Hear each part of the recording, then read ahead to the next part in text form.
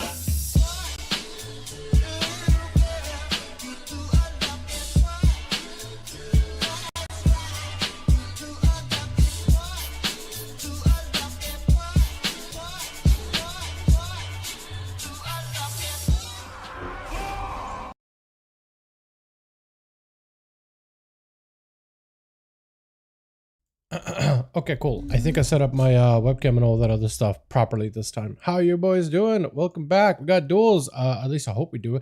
Let's see if my boy Krager is on or whoever is on.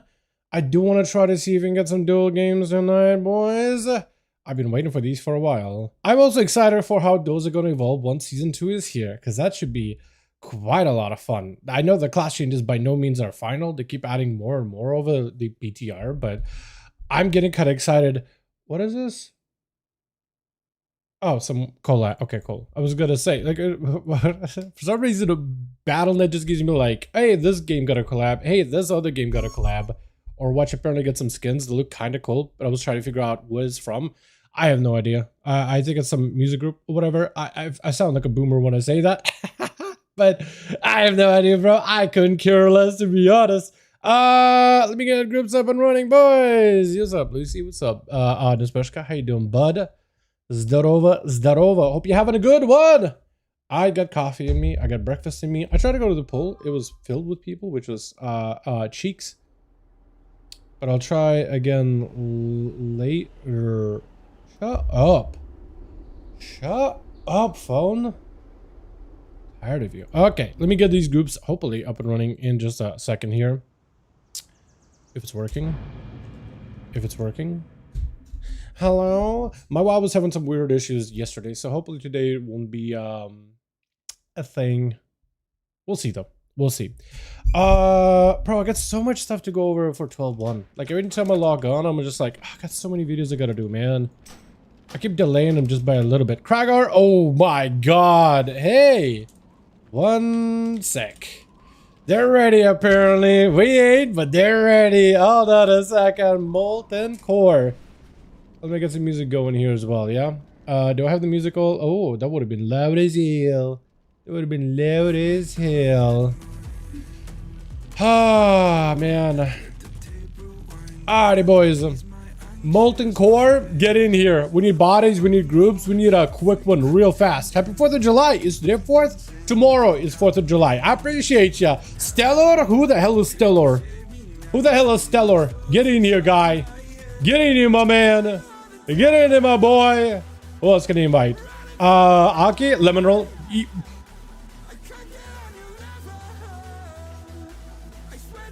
I was thinking for a second, why does Johnny not have the friend logo? Did Johnny delete me? No, he didn't. I think he just has his stuff as like in red, so it doesn't show up.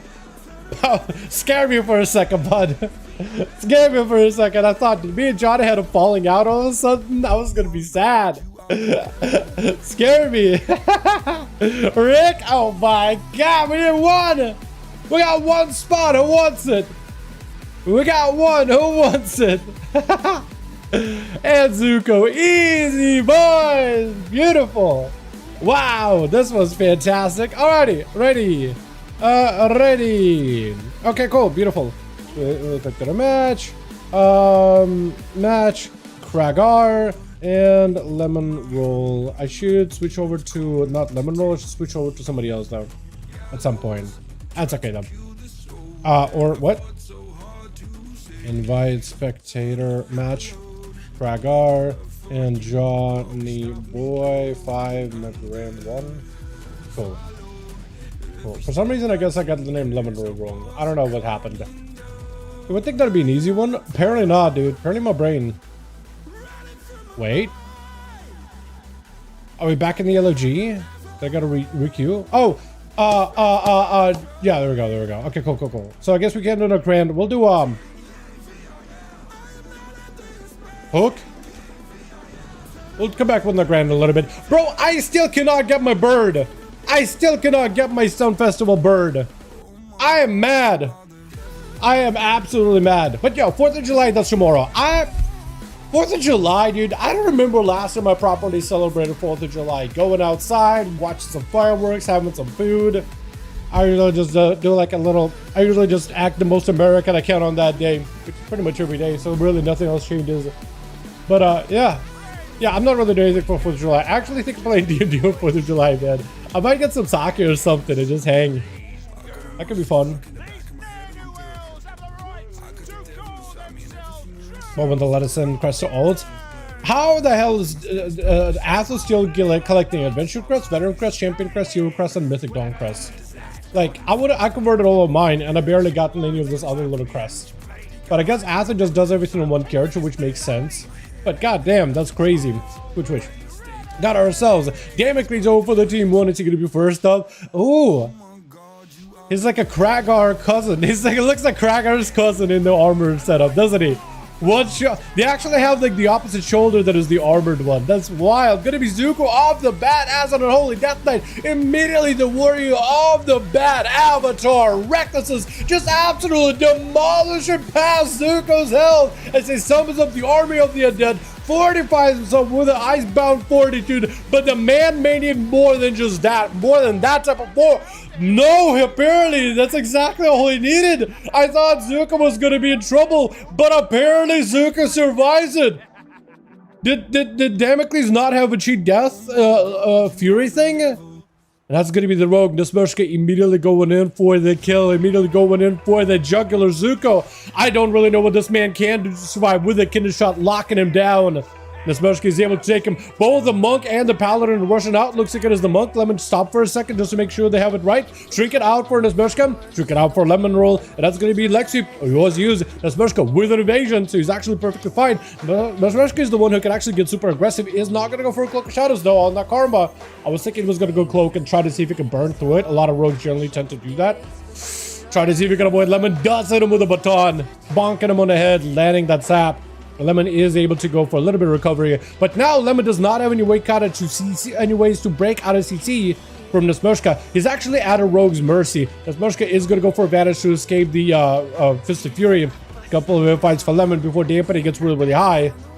And it's going to be a bit of a game of cat and mouse. 10 seconds until Lemon can properly lock down on the Smurshka. And that's most likely what he's going to have to do. I feel like Lemon may just have to go full burst out of these stuns.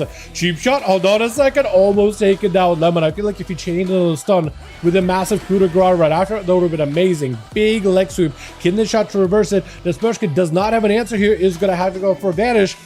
And Lemon did use at least one of his efforts, trying to see if he can pick up eyes, trying to see if he can get himself a go, but he's at no health whatsoever. The Rogue with a quick gouge. Do you have a kidney shot to follow up? You have the stunt to follow up. It might just be a lockdown. The Smurshka needs to live a little longer. Cheat death does go through. Does he have anything to follow up? Looks like a touch of death is going to connect with the rest in hell as a devourer this time around, going all blue instead of green. Should be able to hopefully get himself a setup. Lemon Roll does not have a trinket here, so this will be a great opportunity for him to get a setup. No, never mind. For some reason, I thought you were devourer. Never mind. I think it's because I saw the blue mountain, blue mog, blue lightsabers, everything. I thought, you know what, blue. No, he's green. Boy's still green. Is trying to see if he can land a sigil of misery. Lemon able to avoid it completely. Johnny able to roll, get out of it super quick. Rest and Hill trying to catch up, but Lemon able to keep a slow on him the entire time. Also got the lightsabers that look so good. The lightsaber weapon looks so great. I am hoping they add more of them. I'm assuming they're going to add more of them. They got to get the red one in. I feel like, in fact, if you have somebody, if you're using a lightsaber as a weapon and you have the blue one and the enemy has the red one, I feel like there should be like sparks. I feel like it should naturally be able to make sparks between players when the melee hits connect. I feel like that'd be so sick. That'd be so sick. Maybe even add like some sort of a effect of sorts. Lectup locking down Rest in Hell does have a trinket. Try to figure out if he needs to use it. Choosing not to. Just try to see if he can get some cooldowns and some healing out of Lemon. Is going to go flying up in the air. Seeing Lemon just popping off with a big burst. Is going to land a couple of those lances in between. What are these lances? Why are you still landing hits on him? Or were you hitting Zuen? Might have been hitting Zuen actually. I was trying to figure out where this damage is coming from. Trinket out for Lemon. Is going to be a hunt on the hunt. Paralysis on the hunt onto Rest in Hell. He still does have access to the hunt. Landing a kick onto Lemon. Able to connect. Oh, almost able to connect with the hunt. But the ring of peace does boop him back. Oh my goodness, that ring was so good. Still for Rest in Hell, the hunt does enable the combo with the glaive. Imprisoned for a second. Needs to get himself a proper setup. Lemon using his superior mobility to try to get some distance. The Demon Hunter tried to stay on him. Lemon again with yet another roll. Charge around. Does have a port, so he can always get back behind the pillar. Yet another in-cap. Leg Soup is available. Rest in Hell does have a trinket for this, so chooses not to use it here. It doesn't look like Lemon is committing any cooldowns at the moment. He might be waiting until Zuen and everything. What's up, Shane? Hope you're having a good one. I am, actually. I am. I had a very, very late breakfast. I got about an hour of my book reading, so I do feel good. I do feel quite good. Had my coffee, everything. Backflips out for Rest in Hell. Trying to stay away from an ECC from Lemon. Trying to make the karma work. So when it's coming up very, very soon, it's going to be Sigil of Misery. For Rest in Hell, that is a full metamorphosis. So this gives him a setup here. He can make summon work. Big blade dance right after. In cap for just a moment. Still holding on to a trinket in case he really needs it. Rest in Hell is going to do some damage to the Zuen. At least to build some resources off of it. Big burst potential out for Lemon with that Conduit Celestial. Is going to be the hunt. Does connect, giving Rest in Hell the proper combo into a backflip in order to break out of that disarm. But Alexup is going to be up next with a trinket Mosaka for Rest in Hell. Chooses not to use it. It's just going to take some damage. He is just expecting the Lemon does not have enough kill potential here. Lemon at no health whatsoever. Just needs one good hit. And Rest in Hell with those charges, man. The fell rushes is able to get away. Radimus up next. Does try to see if he can crank in some damage into Rest in Hell. He's still holding onto a trinket, so he will have a way to break out of a stun. From Radimus, Rest in Hell right now is in a position where he needs to go for as much recovery as possible. Dawnlight is not going to make it easy. That's going to be a couple of lances over at Radimus. Rest in Hell needs a lot of health recovery. Again, Trinket is available, Darkness is available, so you might be able to make some work here. Anytime he uses Demon Hunter ability, especially the Fell Rushes, he's also able to recover just a little bit of health with every single one of those charges. That's going to be massive for him. Flashing Light is available. Radimus with a full wake of ashes. Rest in Hell beaming him back here. Trying to see if he can use that metamorphosis to catch up in healing. Full chaos damage immunity out for Rest in Hell. Or out for Radimus. So Rest in Hell cannot touch him right now. He is going to try to follow up with a hunt immediately. Big damage. Huge soul fragment collection right now. So he's able to recover a decent bit of health. That's going to be a blessing of Saint. So Rest in Hell cannot go for a stun. May to go for a trinket. Does he have to? Actually, it looks like he's not going to. Lay on hands for Radimus, but it looks like Lay on hands didn't get him a full heal. I'm actually surprised what just happened. Why did Lay on Hands not give him full reset? Actually, a portion of his health just didn't go all the way through. Did they change it so Lay on Hands can be reduced by dampening now? There's no way, right? Or was it like some kind of like a Battle Master trick and fell off of Radimus as he hit Layered Hands? Like he hit Layered Hands and then Battle Master trick and took off some health? That must have been it. Sigil of Misery onto Radimus. Rest in Hell trading that Sigil of Misery perfectly without Hodge. Rest in Hell, however, needs healing right now, immediately. That Dawn Light is not going to feel great. Full I-Beam is available, giving him opportunity to catch up on a lot of leech healing, cleaving right through the Paladin like it's nothing. Taking him out, still holding on to him, Trinket, still holding on to a Metamorphosis. Trying to use whatever ability he can, expecting Stellar to be up next, but Stellar did not rush at him immediately. That's going to be Rest in Hell, potentially picking up the eye. Is going to catch the Feral within the prison, so the Feral is denied the opener. Just going to go flying up in the air. It is Incarnation, so you might as well avoid him completely.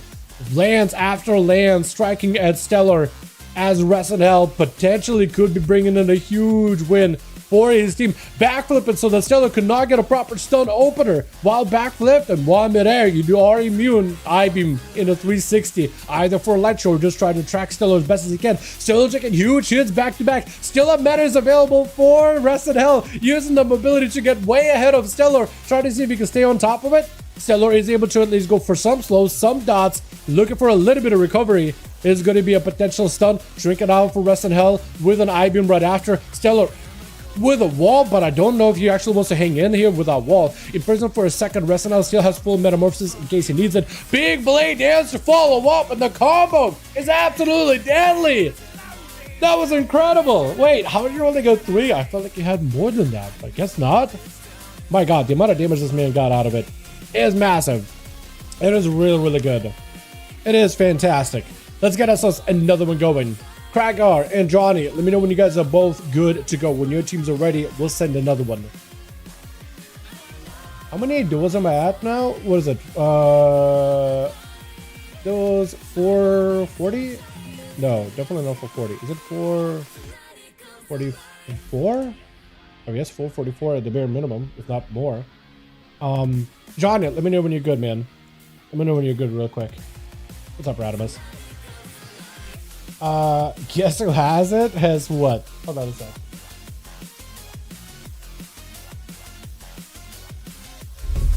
Guess who has what? What do you mean? Ready? Okay, cool. What are you talking about, Radimus? Let's do Nagrand. We never get to do a proper Nagrand. So let's try queuing for a Nagrand.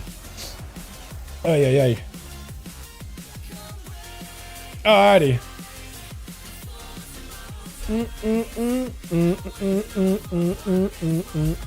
I'll be able to see a message after this duel, Radimus, if you do message me something. Guess who has it? Are you talking about like a glad mount? To get yourself a glad mount or something? I heard this is like a really good season to get one if you're really gonna. Okay, I think we're good. Switch. Who do we have over for the team? One, we have ourselves Damocles Gossy Mage on this team too, looking real green.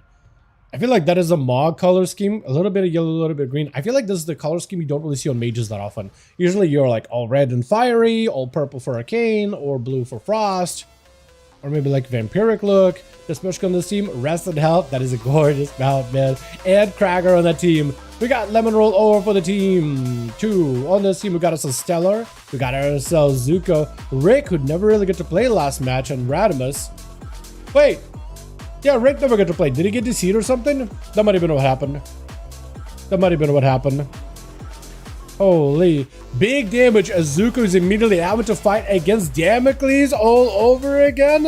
As this is going to be a stun lock. Damocles leaping out of there with a bit of a reflect. Both found themselves super low, but I think Damocles may not be playing the cheat death, trying to see if he can not have to give in and use Enrage Regen, but is having to use that as Zuko presses the offensive. Damocles trying to maintain his health as best as possible. He's going to pick up as much health as he can. Is that the cheat death mechanic? Is he going to be able to go down here? Looks like maybe possibly give him a few seconds. No, he's still not dead. I don't think he procced a cheat death. Zuko is going to go for a trinket. Zuko not willing to go down to this warrior. Barely escaping it. Is the blades on Zuko. Literally 1-0. Does end up denying the kill. Just there by Kragar, but one more execute is all the warrior needed. Taking that immediate attention into Lemon Roll. Lemon is immediately going to hit him with a slow down. And Cracker may need a spear, is going to force Lemon to stay where he is at. Does go for a trinket, disarm for a second on the warrior. He can't really do much right now. Is going to go for a fear. Lemon is going to go catch it up with trinket just to break the heal from Kragar, who's still cranking out execute after execute. Reflect is up. Unfortunately, it's not going to be great for Kragar whatsoever. Got himself big and rage regen, trying to minimize how much damage he's doing to Lemon to minimize the karma. Splashing back at him, but he is trying to recover as much health as he can. Shockwave onto Lemon. Anytime he's got a Fist of Fury, you got to stun it in order to break that damage. Cracker's taking lots of hits and damage, trying to deny the touch of death for the monk. Is going to go for a disarm. Lemon roll, the only thing he can't do in this situation is a Fist of Fury. Maybe that's helpful for Kragar. Try to go for a stun. Unfortunately, it is going to be a little bit too early. So the stun completed the yard. Kragar does get hit with the cheat death. That's his cheat death mechanic. All he can do is try to see if he can do damage. Unfortunately, Lemon roll is going to break out of there. There's nothing Kragar can do in that situation. That cheat death does end up taking him out. Is that really the translation? Is that really the translation?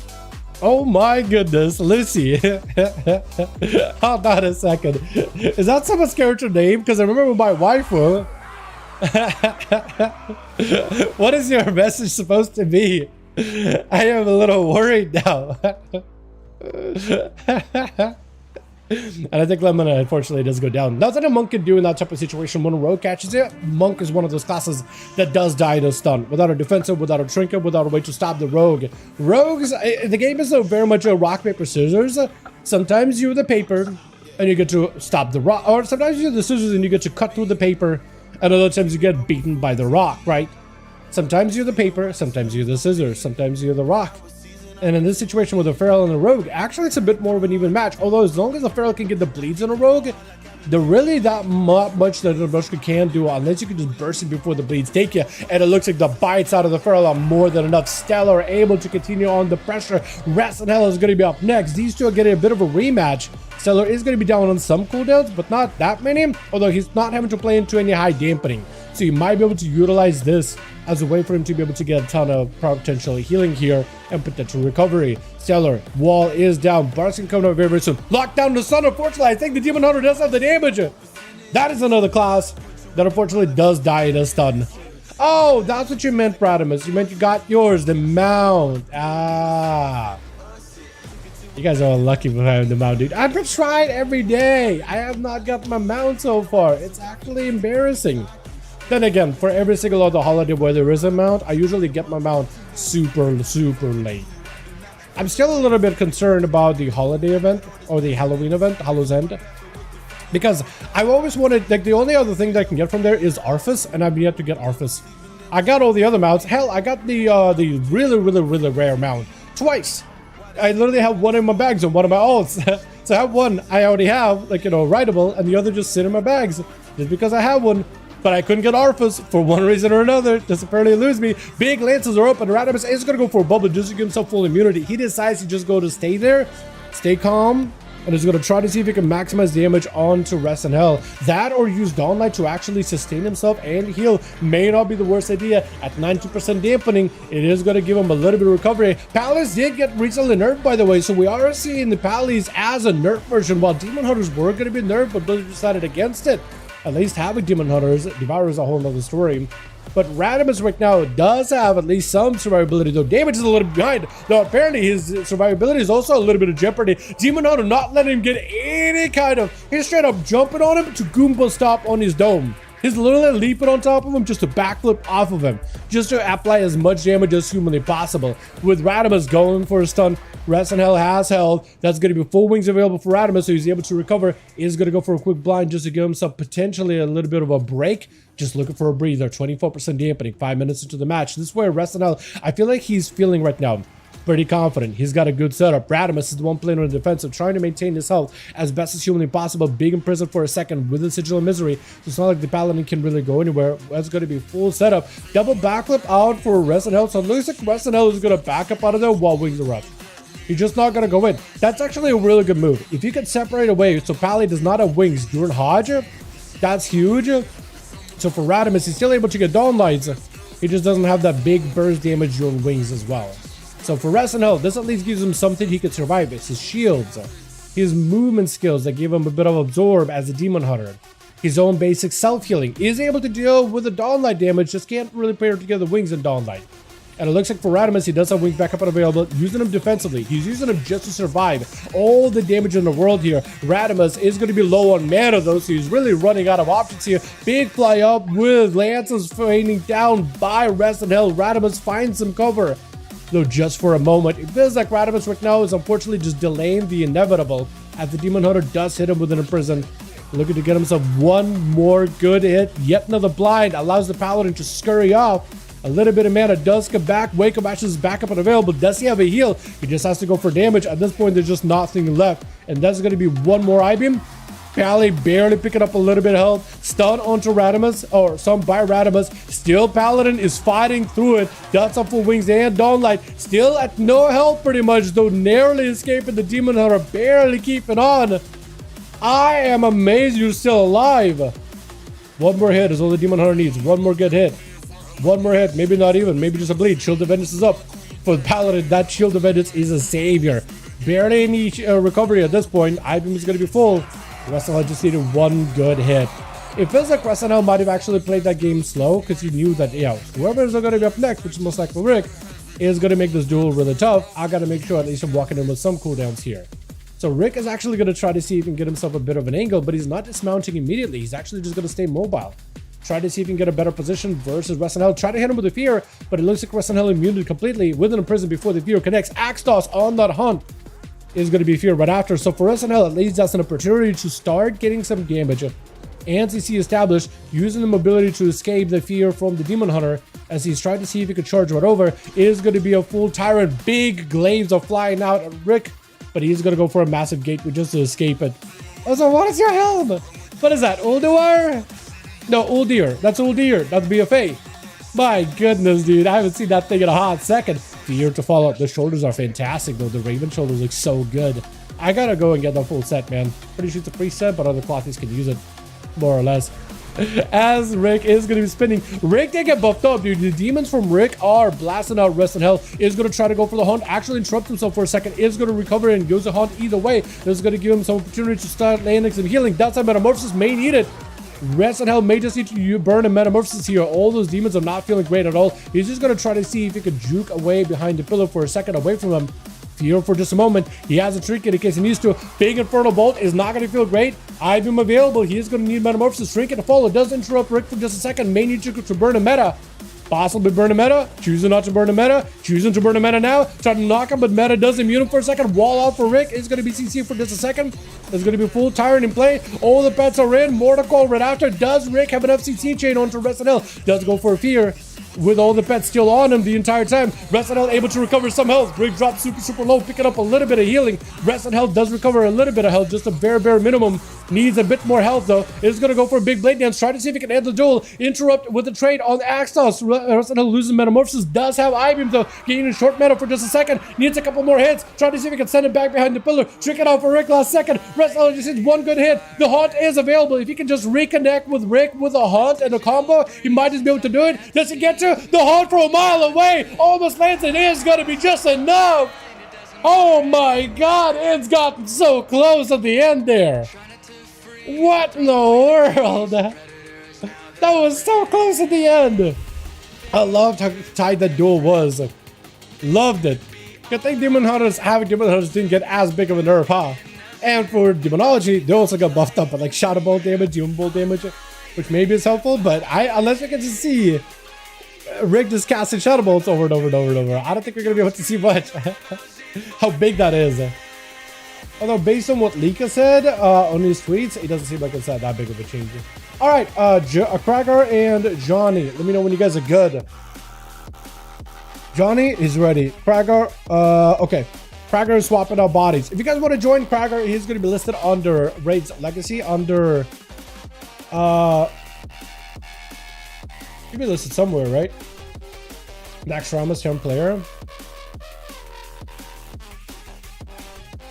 Wait, BNet is all bugged, isn't it? Yeah, BNet might be all bugged. It's listed under Max Ramos somewhere. I think it's this. No, that's not it. It's listed somewhere. Ready. Okay, he's ready. But yeah, there are groups in LFG at the very least. Okay, we'll try Toveron. What are the punish priest for liking priest? That is a good question. I have no idea, Brandy. I actually do agree with you. I feel like they really, I mean, they really not given priests a lot of, what's the word I'm thinking of? I feel like they shafted priests for midnight. While they did make some changes that priests did like in terms of like PvE content, there are some changes that I'm sure somebody likes. There were a bunch of changes that people also didn't like either. For PvP in particular, them losing a stun, I think is weird. I think them losing Psychic Scream and having that CC combo is odd. It just makes him a DPS bot. Some priests said that priest is still really strong this season. They don't need a stun, they're fine. But like, every priest that I talk to that's been playing a priest for a while is like, nah. Like, so on Twitter, people will say it's fine, but then it's like my friends are saying it's not fine. So I choose to believe my friends, especially since they've been playing priest for a very, very long time. Like maybe somebody on Twitter has a better take, but all my friends seem to not like it. Twitch. Kragar does get to go up first. Hold on a second. He's going to be charging versus Zuko. Dude, they're just throwing Zuko against every warrior out here, huh? He's having to fight Damocles. He's having to fight later. Oh my goodness, that dude's name. We're just going to call him, I don't even know what his... Can I even say it? Hold on a second. Can I even say that warrior's name? We're just going to... We'll get to the bridge when we get there. Zuko, though, in a bit of a rough spot right now. There's going to be big defenses out for Kragar, surrounded by the army of undead. It's the gates of Icecrown Citadel all over again for him. He's literally having flashbacks here. Kragar may need something in order to deal with the monk. The monk going up immediately right after fighting against Zuko is a lot of pressure, is a lot of damage. Kragar trying to be very, very careful with his cooldowns. Does go for the stun, has himself a shield, looking to escape touch of death. Oh, it looks like he does get hit with a touch. I think Lemon was able to hit him with a touch, and now he's just escaping. That's what happened. That is what happened. That is super unfortunate. Light swap was such a big loss. Light swap was, yeah, light swap too. Special level lane hand still being a thing. I feel like somebody at Blizzard plays a paladin main. That's what paladins seem to have got all the cool utility that players seem to enjoy. Like people complain about lane hands for a while now, but Blizzard's like, nah, we'll keep that. I feel like you have people complain about Shadow Priest once and we're like, all right, let's strip them. Take away all the cool parts about that class and remove it little by little. You know what I mean? For some reason, like, although I feel like if that was the case, people complain about rogues enough. We would think rogues would be just a shell of themselves for multiple expansions now, but they still keep coming out some way somehow viable and doable and very, very playable. Even though technically rogue, we definitely were much stronger in other expansions. So I wouldn't describe like the current version of rogue as the strongest. Gosh is just like, okay, dude, these monks. And Lemon is just gonna take a sweet time. It looks like he's waiting for cooldowns, maybe for a trinket, maybe for a karma, maybe for a sweep. He's definitely waiting for something, and Gossi is just gonna have to either rush at him and try to see if he can get him out from behind the pillar, that or just wait until he eventually comes out.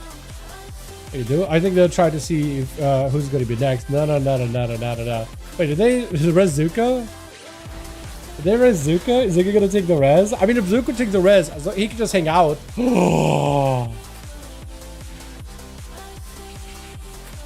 I was just looking at Zuko being rezzed. And like, it's fine if you just want to hang out and chill. Just as long as you're not actually dueling, you're good. I didn't realize Lemon was just gonna go in and just absolutely eviscerate him. Holy. So your name, I have no idea how it's not the problem of pronouncing it. It's just the meaning and translation of your name is a little bit, how do I say this? If this guy was a fruit, I guess the closest fruit he would be is a grape. That's all I'm gonna say. I'm gonna call him the warrior. I like your alt, my waifu, a lot better, but yeah. I don't know what's allowed on YouTube. I don't really know if I can just call him by his name, translating it or whatever. I don't think it would be kosher. I feel like it wouldn't be allowed. I feel like it wouldn't be, I wouldn't have the green light on that one. You know what I mean? Big execute out for the warrior though, but karma by Lemon with it feel for just a second. The warrior is able to maintain his health just a little bit here. Still landing executes back-to-back Bladestorm to follow, but he is going to go down low enough for touch of death, and touch of death does come back off cooldown. with Gazev gonna be up next. I like his little jacket he's got going on, little rogue look he's got going on. Try to use the shift ability in order to try to get himself a better position versus Lemon. Just needs a little bit more damage onto the monk and he might just be able to take it. Can you shift past the ring of peace, or does that still count as a charge through it, or is it a blink? That's a question I always wondered. I always thought maybe a blink. Try to see if you can charge right on top of him. Those ships give him so much distance, and just a quick consume and does take him out. Will need sight in order to catch the Feral, but unfortunately Feral gets the opener, does go for a trinket immediately, re-stunned by the Feral. Is it going to be full metamorphosis for Gazev? It is going to go for the big hunt. It is looking like he's going to be able to connect with Stellar. I think that cleave actually does land it. Mass damage by the Demon Hunter. Looks like the Feral decided he's just going to try to bunker down with Barkskin and try to see if he can make something happen. Gazev recovered a ton of health during that short metamorphosis. Is still able to get himself a lot of resources back to back. Darkness for a second. Stellar looking for a lot of recovery. And Stellar just trying to get himself as much health as humanly possible. And as Gazev tried to see if he can get himself a potential angle here. I like the lightsabers he got going on. Although they could never extend all the way because he never really wielded them long enough, huh? But like poke out, they just have a little like turtle head poking out for just a second. Is going to be Stellar, unable to get himself a proper stun opener, well, re-stealth onto Gazev. Gazev with a big void ray. Maim does go through it, so that's his stun opportunity. And Stellar building up whatever damage he can. Gazev is going to need meta here, I think. If he has meta, this would be the time to use it. Try to see if he can build up for damage. Unfortunately, he just doesn't have much health to work with. Unless he can maybe stop and just get a heal, he might be in a bit of trouble. He may need sight. He may need line of sight in order just to catch the Feral. Because he has no health. He needs to meta. He needs to get the meta as soon as possible and deny the Feral an opener. Unable to do so is going to be stunned. The Feral with a couple of dots here. One more bite. Gazev with a bit of a backflip, but unfortunately for Devoured Demon Hunter, unless you get that meta to counter, there's just not much you can do. And that really comes down to how many souls have you were able to build up. Rhetoric is going to be up next. Stellar with a full wall. Barkskin, Incarnation. He is committed to taking down the Fury Warrior right then and there. Not taking a lot of health and damage. Able to recover a ton for every single finisher that he's able to execute into the Warrior. Rhetoric does himself big stomps, massive executes. Got himself a little bit of damage. Big heals as well. Big stomp to follow up. Got himself the stompies. I don't know why his weapons are locked down for a second, but the Feral is actually in that execute range. One more hit. But unfortunately, that is going to be... Ooh, the runes do hit him. That weapon throw was not enough. Leap around the corner with a charge. Execute. Does he get another stomp? You have another way to reconnect. Spear, anything. Unfortunately, Spear was used. Try to see if he can mount up. It's good to mount up. If he can catch up to Stellar before he catch a resell, that might be good. That's going to be, unfortunately, a stun. Rhetoric does have a wall here. He can use it for defenses, but he's going to use it here. Stun short onto Stellar. Is it going to be enough, though? Got himself Avatar still for a little bit longer. Stellar able to recover a ton of health, though. The Feral Druid's healing is massive. Into a short stun onto Rhetoric. Does have a fear on the Feral in case he wants to lock him down. Is going to go for a shield, letting the shield absorb the bleeds, and that's going to hopefully help his second win kick in. But the Feral is actually so healthy right now. Bleeds, break through that shield. Rhetoric able to go for a quick fear on the Feral, denied him a re-stealth, able to at least engage with him in combat before he goes for a setup. Stun to follow. Rhetoric is going to need to use anything he can for a heal. The more bloodthirst he can get, the better.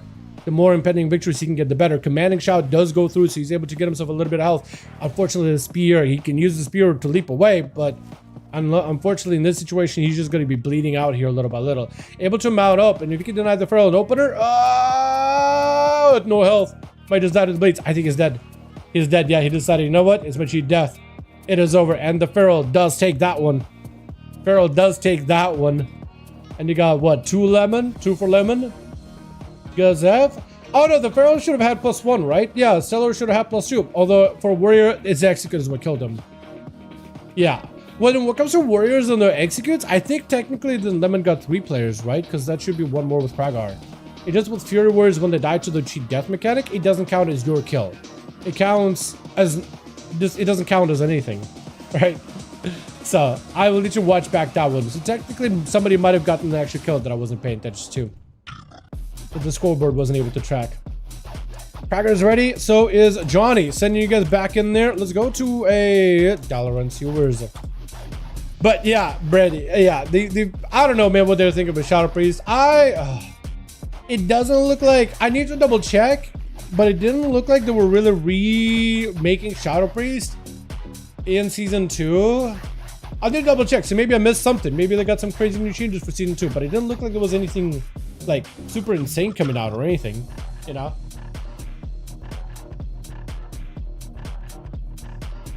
Ah, man.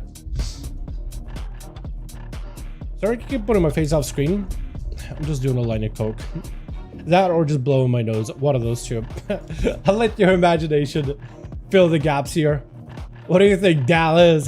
What is the image of Dal? Here we go. Alright, cool. Switch. Nice.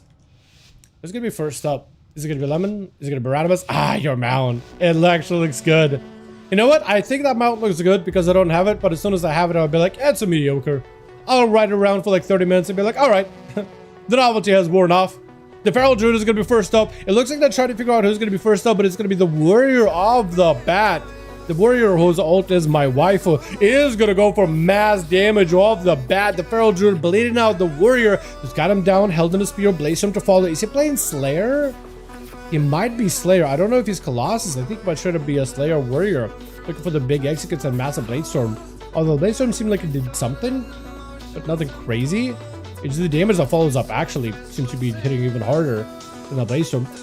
In particular, Fear by the Warrior doesn't have a shield, unfortunately. So it looks like Stellar trying to see if he can maim him down. Trinket by the Warrior. Will not have a cheat death mechanic here, but it's going to be a quick stun for just a second. Oh, the Warrior does go down to the bleeds. Rhetoric is able to spear down Stellar. The cat cannot escape. The cat is stuck in a cage. The cat's paw is trapped. Can't escape. Rhetoric is going to get hit with a knockback for a little. Does go for a charge leap in order to reconnect with the Feral Druid. Feral does have incredibly good mobility. Does get far enough away. A Stormbolt does get a trade. Yet another charge by the Warrior. As looking for a big stompy. But unfortunately, he's out of mobility. Warrior's a fantastic way to close the gap. Although I noticed Warriors don't have a great way to shake off slows. Right? Another class that can't really do that as easily is Demon Hunter. Unless they do like the backflip ability.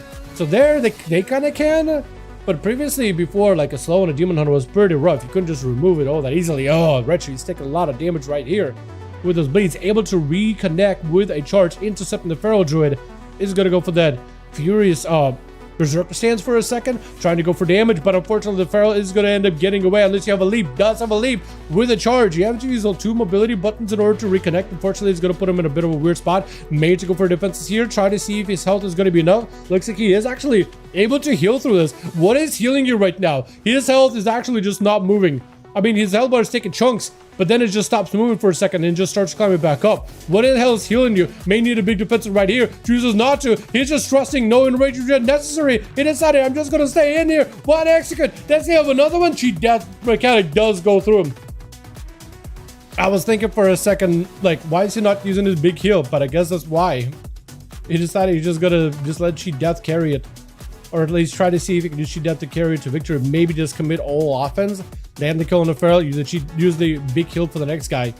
Maybe that was the case. Gazev does get hit with a stun. Trinket, Metamorphosis is available. Does have a lot of resources recovered. Backflip to make sure that Radimus could not hit him with a big backflip right after and a charge. That's a lot of cosmic damage. Full immunity out for Radimus. That's where Gazev tried to see if he could back up out of there. Melted for a second. Can't catch him into a stun right after. Do you have follow-up damage? There's going to be a little bit of hits that you got to deal with, as it is going to be the Shield of Vengeance. He is able to go for a lot of instant casts with those reaps and consumes, able to get a lot of resources. And while he's out of distance, he's going to be mostly okay, trying to see if he can land a slow. Dalsup, what's up, JK? Do my guy. Hope you are having a good one. Big blast onto Radimus. Trying to see if he can maybe stay kind of near Gazev. Has the stun ready in case he wants to go for it. Gazev does not have a trinket for this one, so for Radimus, this could be an opportunity to make some... No, Radimus is not a Dawn Knight Paladin. He is a Hammer Paladin, so he wants to make damage happen. I didn't even realize. Technically, while the hammers are spinning, you do want to stay next to the guy just to maximize the damage, but it's up to you. It's up to you, honestly. Radimus does go for an imprisoned stun to follow. Radimus may be looking for a bubble here, potentially. There goes the bubble. For a Gazev, he is not in the word spot. He's trying to see if he can use the backflow ability to at least immune something. He does have a melee combo here in just a moment. Sigil of Misery, unfortunately, is not going to connect. No way to deal with that stun. For Radimus, question is, do you have another setup? He does have a big Wake of Ashes. That should be potentially huge damage right now. Big backflip out for Gazev. Metamorphosis right after. He does himself get another melee combo. Then you can just continue off of that haunt. Does he have the damage to follow up? You should have a lot of resources. Reaps and consumes should be able to do something here. Should be able to do a ton, in fact. Radimus, though, completely evading him as best as he can, trying to minimize the damage, but the Demon Hunter has plenty of mobility. Lay on Hands does go through it. Looks like Lay on Hands Did not get full value. Did they change it to lay on hands actually to be reduced by dampening? Or does he just not play the talent for it? He may just not be playing the talent that allows lay on hands to be used, ignoring dampening. But I could be wrong on that. Radimus does take a decent bit of damage. He's still not out. Wake of Ashes was used. The Demon Hunter leaping on the platform. That's a bit more hammers, but Gazev does get one more reap with the Consume to follow, with Lemon Roll being up next. Unfortunately for Gazev, he doesn't have a trinket here, so for Lemon, there's an opportunity. Incap, Lexi, full burst, and there's not much that Gazev can do about it. Unless you just pre-blur it, that's about all you can do. Does go for a Metamorphosis. Is it going to be enough? Does go for a second Karma right after. Gazev, does he just go for damage either way? Try to see if he can avoid it while the Karma is on him. Is it going to go for a Void Ray from a distance? Melee combo is going to happen. Is it going to be enough in order to catch up a little bit of healing? Backflipping, but unfortunately mid-air, Touch of Death does end up taking him out. With Lemon backing up out of there immediately behind the pillar. Is it going to be the Mage or is it going to be the Warrior? It looks like if it is Kragar is giving him that honorable match, honorable duel. Lemon still holding on to a trinket, just doesn't have Alexia for a second. But outside of that, he has pretty much everything he needs. Pretty much everything he needs here. Stormbolt to follow him. B crashes down. Kragar does go for a spear. Lemon is going to try to see if he can try to escape it as best as possible. But this is going to be still damage coming through. Back-to-back mad hits. And Lemon left with no health whatsoever. No karma to stop it. Does go for a disarm. But the stomps are available for Kragar. Literally trinkets just to get his weapons back. May need a stun in order to break past Fist of Fury. Does get to. But it's going to be a stun into Kragar. Does he need a rage regen? May not need it. Those executes. Every single one of them brings Lemon Roll to a certain death. Oh, what? I am sorry. Huh? Kragar just killed that man with just a stare. He just gave him a deadly smile, glint from a distance, and the man's heart stopped. What in the world? Must have been like a bleed with a Battle Master trinket falling off, right? That must have been it, right? That must have been it, like a big bleed or some kind of an effect. It looked like the monk had cheat death, didn't it? Kragar is unfortunately surrounded by a lot of undeads. One thing he can do is fear the undeads and try to see if he can get on top of Rick. Try to get as much self-healing as possible. He's just got to be bloodthirsting off of any pets. Whether it is Rick, whether it's whoever. He's just got to be hitting buttons at all times. Always got to be hitting buttons. Rick does get hit with a stump for a second. Kragar got himself a bit of shielding, able to break out of this with his Zerkers. Does he have another way to reconnect with Rick? Unfortunately, he doesn't, so he has to start bloodthirsting off these pets. But it's going to be Chaos Mother dropping in a bunch of chaotic damage. It's just going to be too much output. Kragar is unfortunately getting hit with a Mortal, maybe looking for a rage regen, but he's recovering health. Something is healing him right now. I'm not quite sure what it is, but something is definitely giving that man healing. I'm not really sure exactly what it is. Rick tried to see if he can get himself away, but a Stormbolt is going to connect. Kragar finally able to recover and stay on top of him. Maybe looking for a regen off this ruination. Depending on how much damage it does, it looks like it didn't even do any damage to begin with, really. Axe Toss, Shadow Bolts are not going to feel great. Kragar able to recover a little bit of health. Charging in, that's going to be port. Kragar knows he wants to walk out of it. He does get line of sight, but doesn't want to stay behind the pillar. That is a lot of demons attacking him, but at the very least, there isn't Rick there. At the very least, there isn't Rick. Like, that's a normal tyrant, that's not a melee tyrant, so it looks like Rick is switching out to a different pet this time.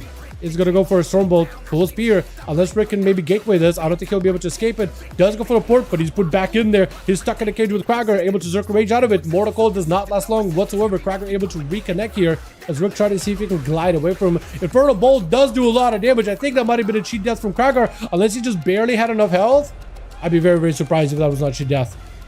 No, it was cheat death. I was going to say, that Infernal Bolt blasted him for a ton.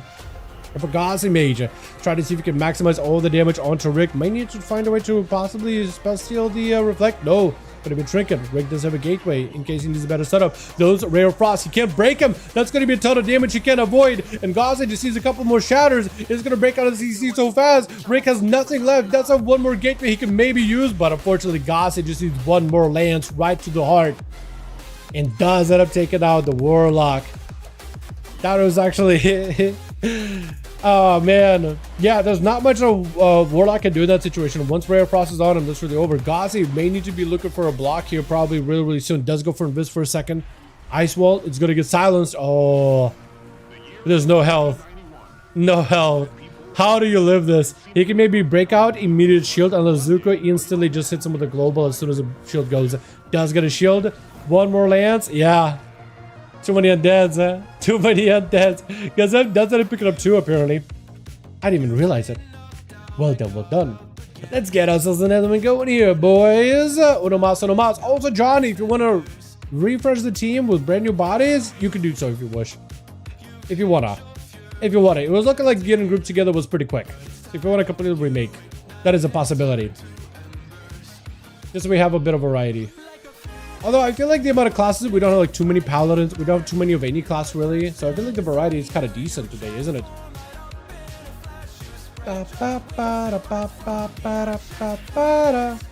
Getting lost in, by the way, server came out 3-4 hours ago. Well, look, Jake. We talked about this before, right? Just because they're putting out the server doesn't mean the lawsuit is like all of a sudden not doing anything, right? We talked about this. Talking about me. I can when a group has a spot.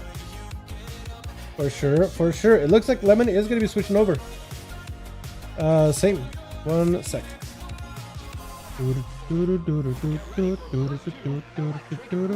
Sunrock mount. I need that Sunrock mount. I just find it hard to rage bait and funny that they went ahead and launched the game. I mean, maybe it's rage bait, but this is my thought process.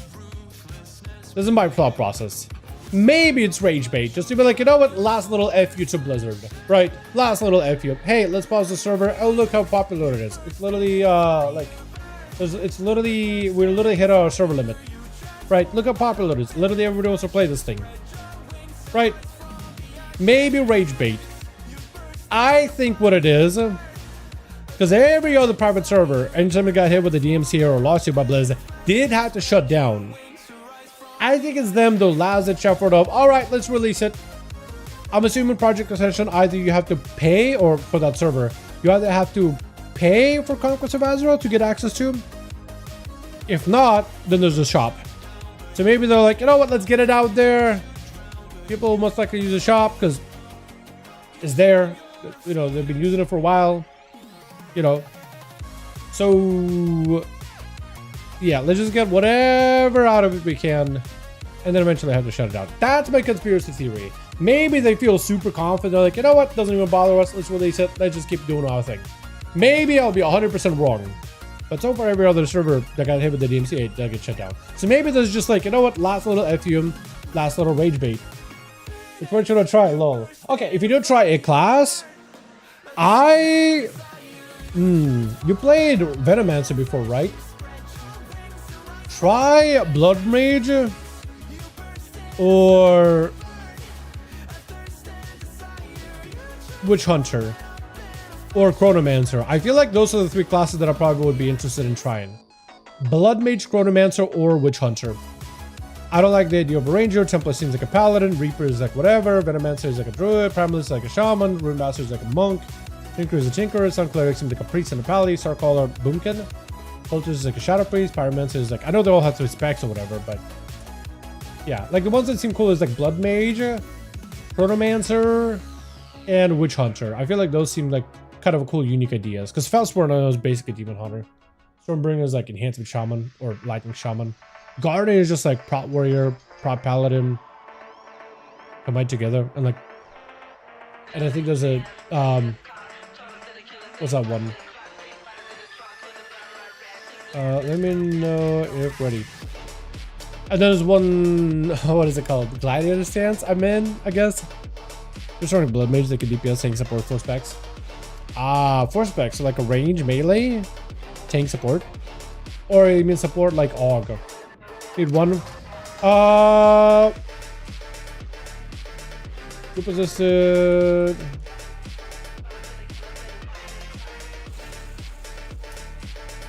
Hold on, I'm trying to get Stellar in the group.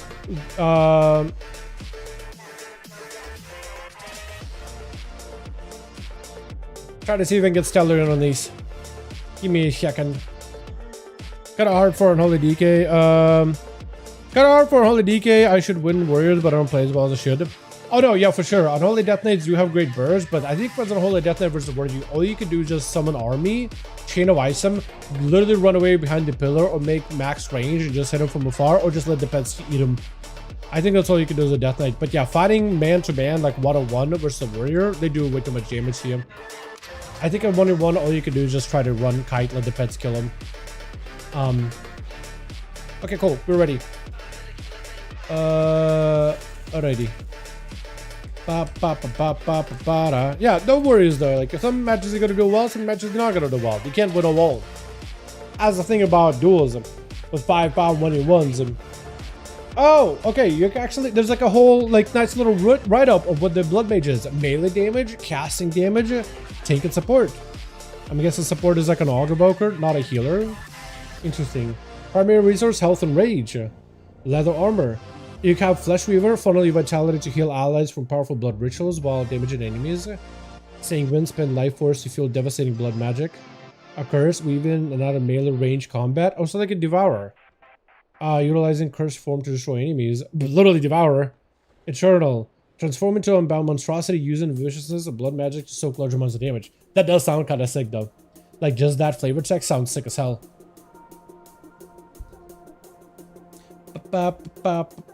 Although one of them sounds like an aug of sorts. Another sounds like a mage that uses mana or health as a resource. There's a devourer type of class that weaves in and out. And like transformation class, whatever that is. Like a bear maybe. Like a druid of sorts. Neri gonna be first up. We got ourselves an evoker. Oh my god, I'm excited to see what an evoker is gonna be able to do with these. Zuko is gonna be first up versus the Paladino. The Paladin versus Death Knight duels are some of my favorite thematically, but balance wise they're not always that fantastic. It's gonna be immediate stun. IB up out of Zuko. Army of Undead does join in. Neri is playing into the Eternal Flame build, the Herald of the Sun. But he's actually taking a lot of damage. The Herald may need to be doing the Dawnlight on himself. Leonid's really early, and Coneri's health bar is just getting chunked through. Zuko might be able to chop through 2 health bars. Bubble immediately. Zuko, if you can survive this right here, and if you have a follow-up, if you have any undeads to follow you, you do have potential here to land a kill on Coneri. Does knock him down with a high mountain ratio. Blind for a second. Unfortunately, Zuko is at no health whatsoever. Canary using both lay on hand, so 2 health bars to go through and a full bubble. That's a lot of committed just for a single Death Knight. I don't really know what a Zuko could do in that situation. The Warrior is going to be up next. This Warrior, whose name I guess I don't really know if I should say, is going to be full fury, full blast. Canary no longer has an immunity with a bubble. He does have Blessico protection, however, so you might be able to use it. Bop does get used, and that's going to be the Warrior. Back it up out of it immediately. He does maybe reflect. If you could reflect a Hodge back to Canary, that would have been amazing. Imagine rushing up with a Warrior. Blessico protection, can't take damage from physical. Hodge reflected. Oh, you're locked down. That would have been fantastic. Although trying to predict that as a warrior, I don't envy you guys. I don't envy warriors that try to play around the reflect. As a rogue, it's already like tough enough to like play around feint and like trying to predict when a stun is gonna happen. Playing rogue for years, I've gotten pretty good at it, more or less. Still definitely whiff it quite a decent bit. I feel like everybody does it, but like got a pretty decent sense for like, oh, Pharaoh's rushing in for everything. I'm probably gonna be main feint main. Oh, beautiful. Like a warrior is super far away, most like as a charge, Stormbolt, yeah, feint. Sometimes you can predict it. Not always dumb. Not always dumb. This is gonna be the warrior with all defenses charging in over at Canary. Try to see if you can blast him out as best as possible. Disarm to follow. Try to see if you can maybe land the kill, and does get himself that one last hit. A little bit, you know what I mean? That went better than expected. I think it did pretty well over on Holy Dika with Spala. Oh, for sure. For sure. 100%. Paladin's definitely, I feel like, one of the better dueling classes. So for a Death Knight to fight him like just facing him, burning through lay on hands and a second heal, but pretty much Andrix does that to take out the warrior. Unfortunately though, it is plenty. It just it's like, what do you do after the bubble? You gotta find a way to like reset, and that is the hard part as a Death Knight. Unless you have mobility to just escape him, you gotta find a way to like come back. But the Pally immediately hit you with a Hodge, right? You have to take the damage. Wake of Ashes, Dawnlight, that's a lot. IPF immediately have to be burned. So it's like already puts you like in a bit of a weird spot, right? It's just a tough matchup. I feel like maybe with a better map, line of sight and just running away, Chain of Ice spam might be the play. But like sometimes in those situations, it's like, is that going to be enough to kill, or is it just delaying the inevitable? And sometimes it's a kill. Sometimes it is literally delaying the inevitable. Sometimes players play not aggressive enough. Other times players need to be playing more passive, and you never really know. You never can tell until the hindsight 2020 type of deal. Andrix does go for the wall. Lemon with massive burst. Try to see if he can keep the pressure rolling in. Andrix does try to go for a full maim stun. Wool bleeds up and running. Big bite. It's taking him out just like that. You gotta love the burst of a feral druid, man. You gotta love the burst of a feral. I feel like sometimes they just go for a maim and they're just like, wait, cooldowns are up. I can make a proc happen. And Radimus is gonna be up next. Immediately gonna be dots, and Andrix just pushes him. Just literally stuns him, puts a couple of dots in him, gives him his cooties, just pushes him back. Just pushes him forward. Get away from me. As he's going for a reset. Letting the dots do work. Putting Radimus at a lower health. So next time he goes for an opener. This gives him... Ooh, unfortunately, he does, I think, go for Skull Bash or something. It's like a little charge that happened. I think he would try to go for a stun, but maybe DR or something? I don't really understand. Radimus having to go break rashes is going to play in full defensively. Andrix is also going to play defensively. Doesn't need to burn a lot of cooldowns if Radimus is going to go for full recovery. Andrix, in fact, can go for recovery on his own as well. As Radimus trying to see if he can charge in. Does get a short stun. Andrix does have damage. Incarnations in play. Radimus may be looking for a cooldown here. I'm surprised he's not going for Blessing of Protection here early enough. Maybe just go for a Blessing of Protection. You take a lot of damage. Taking a lot of damage. Andrix tried to see if he's like, are you going to lay on hands? He does lay on hands. But Lay on Hands didn't give him full heal. Hold on a second. Bubble out for Radimus. Did they change it so Lay on Hands does get reduced in healing or something? Because that's two paladins that use Lay on Hands, but they didn't get a full reset on the health bar. Like most of it, not quite. Andrix having to burn every defensive with Barskin. Shields are up. Trying to use it to survive. Quick roll into Radimus does go for a clone. Trying to see if he might be able to possibly maybe get a trinket out for Radimus. Doesn't succeed with the trinket, unfortunately. And Radimus is just trying to find himself a better angle here. The Feral, anytime he gets a stun opener with a rake that is stronger bleeds, and main immediately again just goes for a stun, pushes him. He's like, you know what, Bubble Boy, get out of here. Get out of here. As Andy just goes in for a reset. Radimus, again, in a situation where he's just bleeding profusely, has to spend mana in order to get himself healing. But that puts him in a situation where the Feral might Skull Bash him. What a juke out for Radimus. That man was trying to cast and stopped it. Got a Skull Bash out of the Feral, so no stun opener. And Radimus was able to land a stun on the guy. And now it's a question, does Radimus stay offensive here? Or does he go for a self-heal? Andrix is taking some dot damage, however. Another clone. Radimus using not to burn a trinket. Andrix going to go for those regrowths. Those regrowths at 28% dampening are the man who recovered fully. Literally better self-healing than a paladin. Look at those flash of lights. Look at those flash of lights. It's not much, but it's honest work. Compared to Andrix, who's literally just like, you know, 2 regrowths, I'm back. Bob out for Radimus. Stun onto Andrix. Does break out of the root. That's an opportunity for Radimus to go offensive, but does he go for some of those dawn lights to heal himself instead? That is the question. Do you chance it? Roar by Andrix. Does go for a clone. Maybe trinket? No trinket. Radimus using to save the trinket until later. Question is, when is the best time for him to trinket? Because I guess he'll need it for a stun, right?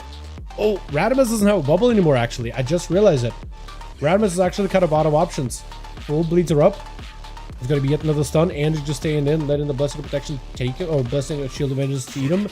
And Radimus is going to have to go for self-healing here the entire time, but unfortunately too low. Andrew just needs to push the offensive and does end up clawing him down.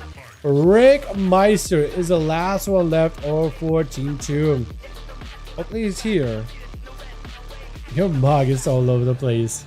Although I can kind of see like the scale armor of the helm kind of like looking like feathers sorta. So maybe you're trying to go for like Blackbird special or something as a Mog. I really don't understand it. He is going to pick up the eyes, getting the Feral out in the open. Question is, oh, Rick gets hit with a root. So the Feral was out and about. He already had a plan, huh? Tyrant is going to be in play. It's going to be the normal Cassie Tyrant too. But Rick needs to get himself a proper setup here. Trinket immediately versus the Feral. Instant fear. Try to see if he can go for some more damage. And to go Donis, he's trying to see if he can summon up even more demons from beyond the Twisting Nether. The more demons he can get up and running to his call, the better. Is going to go for port immediately. Try not to let Andrews get any bleeds to begin with. And it looks like Rick's pets are somehow, some way, are actually disengaging. I'm hoping all these imps do rush out at Andrix though. There they go, because they do decent damage. Like imps, they're not amazing, but they do decent damage. It's decent enough where it's worth letting him attack Andrix. Axos, as his Andrix trying to see if he can close the gap. Rick does have a fear to follow up right after. Cracker unfortunately does get hit with a fear himself, but is going to end up backing up out. Cracker, I think we just try to get a better angle for his stream and his homies. But it's okay. Andrix does get some bleeds onto Rick, who's trying to see if he can just dark back in order to limit the bleeds. However, that health bar, that purple health bar is starting to take a bit of a dent. And for Andrix, that's a good move. That's an opportunity. His Felguard does get a full resummon. Fear back up by Rick is going to be able to get himself a full Tyrant in play. And if he can get himself more pets versus Andrix, he'll be in a great spot. Andrix tried to see if he can get himself a reset behind the pillar. It is unfortunately not going to happen. Regrows does get Axe Toss, so he is going to land an interrupt. Rick tried to see if he can land himself an angle. Is going to be able to get a cast or two at Andrix. We got himself Regrows still. Look at those Regrows. He got himself. Was that also cheated out too for Andrix? I think that might have been a rage regen just now too. I think he was low enough for a proper rage regen. Main onto Rick. That's a wall in case he needs to. The pets are going to start slowly surrounding Andrix as well. But that full dot combo, Rick is in trouble. Wall used. Shadow Bolt right after, but he's going to get knocked for just a second. Will need some sort of an escape. Andrix using everything he can to interrupt Rick as best as possible. Axe Toss is in play. The pets are finally flying in. There's going to be a big Overfiend joining in as well. Hand to go down to rope for Rick. Is going to be Chaos Mother joining the play. Andrix with a Barks to keep himself plenty healthy. Shields are up for Rick. Is going to go for a gateway to try to see if he can escape. Unfortunately, he can't really do much in order to stop Andrix. Unless he gets some kind of CC. Fear does go through. That is a pre-wall. Inferno Bolt is going to connect, but it's only going to burn through a shield. Yet another Fear. But Rick, I think, might just be dead to the bleeds. He needs to heal immediately. He doesn't have a way to heal. Oh, he just dies. He just gets bled up. Andrix bleeding out the team the entire time. That Feral is really good at the bleeds. Really good at the rotten dot. Fury Warrior best man is so fun. Fury is definitely really fun. Like, as I got my Warrior up and running, I originally was started with arms, but then I was like, alright, let's give Fury a go. Now that I'm like max level, I want to play more Fury. I want to play more Fury, dude. It's so fun. Let's get us another go, boys, yeah? Let's see if Johnny and Kragar are ready. And we'll send another one. Kragar is ready, so Johnny, let me know if you're good. Or if you need more bodies. Ready? Beautiful. We're gonna send you guys into a burning through these arenas really quick, aren't we?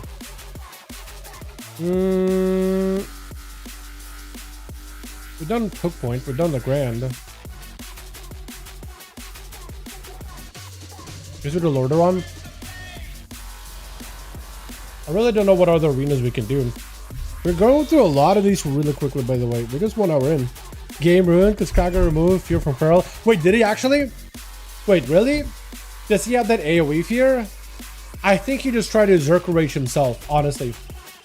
I really do think he wasn't trying to use that. I think he was trying to Zerk Rage himself. I doubt Kragar did it on purpose. I don't know. Maybe I'm biased, but I don't think Kragar would.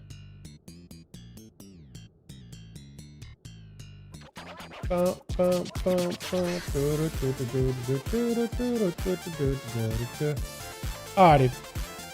Let's get ourselves another go, boys. Yeah, got ourselves Andrix over for the team 1. This man is absolutely crazy. We got ourselves a Devour Demon Hunter. I almost never see people use these guys, by the way. They are cool looking, and they fit your mark pretty nicely. Got ourselves what? Dark Lane? Dark Lane is the name with Canary. We got ourselves Fia. What is your name? Fia. I'm gonna call you Fia. I'm gonna call you Fia. Looks like Canary. Or Connery? Canary. We're gonna call him Canary. Canary in the coal mine. Give this man a coal mine. I'll give you. Find me a coal mine. I find you a canary. It is gonna be Rick off the bat. Off the bat versus Connery. Canary. I almost want to switch it up now. What is your name? Fiamniel. Fiamniel. Is that supposed to be the name? Fiamniel? Fia? I'm gonna call you Fia. I don't think he looks like a Fia, but I'm gonna call you Fia. I don't know how to say his name. Wait, is it supposed to be is there a translation for it? Because sometimes it's like Russian wording, but it's like a whole another name. Whole another name entirely. As Rick is gonna go for a full Tyrant play off the bat. Connery. Again, I'm messing up his name. Canary. You know what? Connery or Canary. Either or. Tomato, tomato, potato, potato. Gonna be reflect out for Rick by strategy. Trying to see if he can get himself a setup. Is gonna go for that second gateway. I like how using one gateway to go across. Sets up a new gateway just to go even further out. And Connery is gonna get hit with a field for just a second. Rick does get himself a bit of a shield. Got himself a lot of demons all surrounding him. But they are gonna start dissipating a little by little. Without that Tyrant in play anymore. Chaos Mother joins in for additional damage. Trying to see if he can port Connery out of there. Is gonna end up porting him at a distance. But not really all that far. He just needs to create some space between him and the Paladin. And he's feeling quite good. Is gonna go for a port right after. Try to find Chase and stay on top of Rick is almost impossible, man. Rick, I don't know how you busted out of that. Wait, how did Rick bust out of that stun so easily? No, he dispelled himself, didn't he? He self-dispelled himself. He must have. He must have had the imp. He must have had the imp in play instead of the other pet. So he must be playing a self-dispel every 20 seconds or so he can dispel himself. So I think Hodges don't stop him at all. So Rick actually has a really good counter against the Demon Hunter stun, against the Connery stun. So actually he might be in a good spot. Connery does still have a bubble. He's going to go for Wake of Ashes in order to give himself as much self-healing, converting all that potential damage into self-survivability. Rick does immediately go for Dispel, does go for a Trinket, although he doesn't really need to Trinket actually. He has immediate instant Dispels thanks to his Imp. So he can actually Dispel himself every single time. Does get himself a little bit of a CC here. Does also get to go for a juke. Try to see if he can port Connery back. Is going to port him back towards the pillar with another Fell Flame. Massive Infernal Bolt is going to connect too. Going to be fantastic damage. Shrook with also yet another port. Try to see if he can avoid him. I think at this point Gateway might be coming back up, so I don't know if he needs it or if he's going to go for it. Trying to go for Reflect in case there's a Hodge waiting for him. There goes the Gateway. Is going to get himself a lot of recovery. Connery is still hanging in though. He's still recovering. He's still okay. He doesn't have a lot of immunities to work with. Still bubble is available. Does go for a stun. Rick doesn't have an interrupt this time around, or doesn't have a dispel for this one. So it's going to be for Connery. Maybe an opportunity to get a Wake of Ashes and self-heal to maintain himself, because his health is not looking that good. Rick does go for a wall just so he can get all the cast into the Paladin as best as possible. He's just going to blast him through. Bubble for Connery doesn't go through yet. May need a bubble right here. Try to see if he can chance it. Bubble does go through on that cast. He's really playing risky with his health bar, isn't he? Really risky. And Rick is going to go for a quick AoE fear as he's trying to see if he can get himself a better position. Connery does have a Trinket backup. Hodge is available. I don't know if Lay on Hands is backup unavailable. Did he even use it? Does he have it? That's the thing. I can't tell. The Rival Blizz doesn't quite show me. Reflect out for Rick on the Hodge. Perfectly timed. He's going to have to keep the Paladin at a distance though. Wake of Ashes is still going to let the Paladin do a lot of recovery. That or potentially make a lot of damage happen. Rick is starting to hurt even a little bit though. He's going to go for big health recovery though. I think this is one last health stone that he could use. Connery has plenty of health to work with. AoE fear by Rick with the Trinket for Connery. Mortal Call right after does have himself a bit of that Blessing of Saint too. So if there's an Axe Toss to follow, he won't be able to stop it. Try to see if he can go for full Tyrant. Connery is back up to full health however. So he's actually really healthy looking. Handle cooldowns are out by Rick. Is going to get some more demons out the Twisting Nether, so it's going to be additional damage.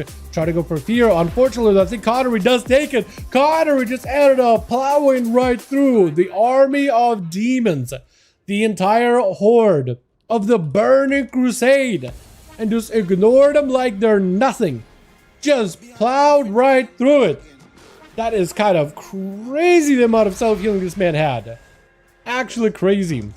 But I honestly thought Rick was like ahead. He was throwing the guy away. He was, you know, chucking him out like a ragdoll back towards whatever his port is at. Connery, unfortunately, I feel like he's just left with nothing here. Zuko, as long as he plays this very carefully, the Paladin has nothing left. Yeah, a couple of those lances. That's take him out. With Fia going to be charging out big Dragon's Breath immediately with the Eternity Surge onto Zuko. Fire Breath is actually going to interrupt himself. He's going to go for a wall to make sure he cannot get interrupted. That's going to give him the opportunity to go for Disintegrates. Disintegrates, unfortunately, are not going to connect with a while AMS is active. Another Deep Breath is going to be used just to gain some mobility and immunity to CC for a second. Disintegrates may be enough here. Does just need one more interrupt. Dome is down for a second. The Rook will try to see if he can escape the Death Knight for just a moment. As long as he get a couple of casts here, he might be okay. Another Eternity Surge is going to be huge, but a Silence does go through. Is it Powerman ability? Do you need to be silenced for it? Can you even be silenced to it? Because it's like a Dragon's Roar, isn't it? Technically, it does cost mana and some resources, but I don't think it's a spell. Technically, it's a breath. It's a breathing attack. But I guess if you silence the breathing, is it a sound? I guess the question is, does it have a somatic component? That's a very D&D term. But does it have like a vocal component? You have to say a word, because if it's just a dragon like breath that just unleashes magic, it's just breath. Silence doesn't stop you from breathing, I guess. Technically, oh, no, strangulate. I could see someone argue that well, it's just strangulate. You are stopping their breath, in a sense. But Fia does have mobility. Look at that Disintegrate. He's just able to keep the damage rolling onto Radimus with that Disintegrate. Is going to go flying by, try to see if he can barrage him down a little bit more. Try to go for whatever damage he can with a quick sleep. will need some recovery. He's going to use that movement for healing, out of mana completely. So the question is, does he have any more mobility to follow up? Disintegrate is going to help slow down the Pally with a knockback for just a second, keep him slowed as best as possible. Fire Breath is going to connect, but he does go for immunity, maybe a little bit too early. Maybe a little too early. Does at least have the ability to at least get himself some healing here and there. Sleepwalk and Radimus, unfortunately, is going to get fully healed up and ready to go for Fia. All he can do in this situation is try to do whatever damage he can and use mobility, but unfortunately stun lock. The Evoker just doesn't have that much survivability, although you're still alive for now. I don't know if you have any follow-up. Blind Radimus is not even enough to take you out just yet until Wake of Ashes. There goes the Wake of Ashes. Sleepwalk. Fia, I think, unfortunately, is going to die to the dots. He doesn't have the mana for this whatsoever. Deep breath, but I think he's just done. Unless you have some heal right here. Nah. Unfortunately for Evokers, you just don't have that much healing. I like the damage and the potential the Evoker brought. It was really, really good. I feel like if he had a hover and could disintegrate a bunch back to back to back on Radimus, you could just dog walk him, right? Put him on that disintegration leash around Radimus's neck and just keep him at distance the entire time. Spear, unfortunately, does not connect. That's going to be a Warrior Leap with yet another, with a Spear Leap, trying to see if he can get back in front of Radimus. So he's still utilizing the Spear in order to try to get ahead of Radimus. The Warrior just needs a little bit more damage here. Full Avatar is at the ready. Stomps are available. Ballistic protection. Krager can't really stop it. Might be able to get some healing with Bloodthirst and Impending Victory, but he's got to be very, very careful with the next Hodge. 12 seconds until that happens. Radimus will have an adaptation. Short Stone Bolt for just a second out of Krager. 5 seconds until Hodge is back up and available. Does reflect a little early. Now he's aware he may need to do something in order to try to deal with the Hodge. Does go for Zerkus to reduce it. Bubble out. Does Krager have an answer here? He may just need to use whatever he can just to survive. Is going to go to the Cubby. Does he go for a shield? That's going to be the Pally rushing in, trying to deny Krager any type of healing behind the pillar. Blind immediately right after. Hodge not available for a while. Krager does have full cooldowns available. Just needs a couple of those big executes. He might just take it here. One good hit does land it. I don't think he procced cheat death here, so he might be okay. Next up, it's either going to be Leo. He got himself the classic lean. I do like that lean. I do like the lean. I also like he's actually utilizing his weapons like one on the back, one on the side. He's actually using the sheath options to make them look a little more interesting, a little more unique. This time on to the warrior, the non-Krager warrior with a Stormbolt right after. Krager does have to go for a bit of healing. It's going to be Fury versus Fury. So for Krager, oh, that's a lot of damage getting taken. That's a ton of damage. He's got to find a way to deny that damage in any way he can. The other warrior just going to keep blasting out Krager. Spear is going to go for a leap. Shields are available. This other warrior cannot escape, unfortunately. And Krager is looking just to run into the room to try to get himself a bit of a reset. He is going to go for the Cubby play. Sitting in the Cubby to make it hard for the other warrior to really charge at him immediately. Is going to go for Stormbolt. Krager with full cooldowns available. Does he have any healing with those offensive cooldowns as well? Because the other warrior does have a defensive. Here, Zerker's out of it. Doesn't set the stone load. Oh, and looks like Krager does take it. I don't even know how that happened. Fear onto Leo. Leo is not going to give Krager any opportunity to do anything at all. Disarm, and this is where Krager is just left with not a lot to work with here, unfortunately. Does have a lead, but it's going to be a rip out for the warrior. Krager knows all he can do is try to see if he can delay the damage, but he knows it's going to be cheat death at some point. And I think it's when cheat death proc. All Krager can do is do whatever damage he can, but I think he's just in a situation where, yeah, just whatever damage he does to Leo is all he can do. Oh, he can muster in that point. That is rough. With Dark Lane going to be up next. Not giving Leo an honor duel here, but looks of it. But it does give him at least an opportunity to like, hey, I'm going to be your next target. It's going to be me and you. Does rush at him, but Leo's the one technically gets the opener there. And the Demon Hunter is going to have to use everything he can in order to live here. It is going to be a Trinket. Silence right after. Actually locked out of some of his spells. Except for those melee hits, I'm pretty sure those are not technical spells, although they are pure magic damage. Is going to go for the huge hit. Trying to see if he can get a massive cleave. Leo taking huge hits as well. Stunned for a second. Does not have an out. And the Demon Hunter has everything here to take him out. Yeah, Demon Hunters have a lot of bursts, huh? Krager, I think, technically has 3. Because I'm pretty sure one of the kills he landed. Or did he? Because I don't think the other one... Did he have a cheat death mechanic on him or not? It may have not had cheat death. So I'll need to double check. But Krager 2, possibly 3 there. Let's get us another one going, boys, yeah? Uno más, uno más.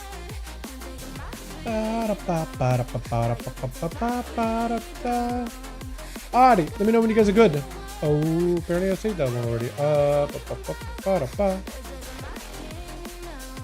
Alright, cool.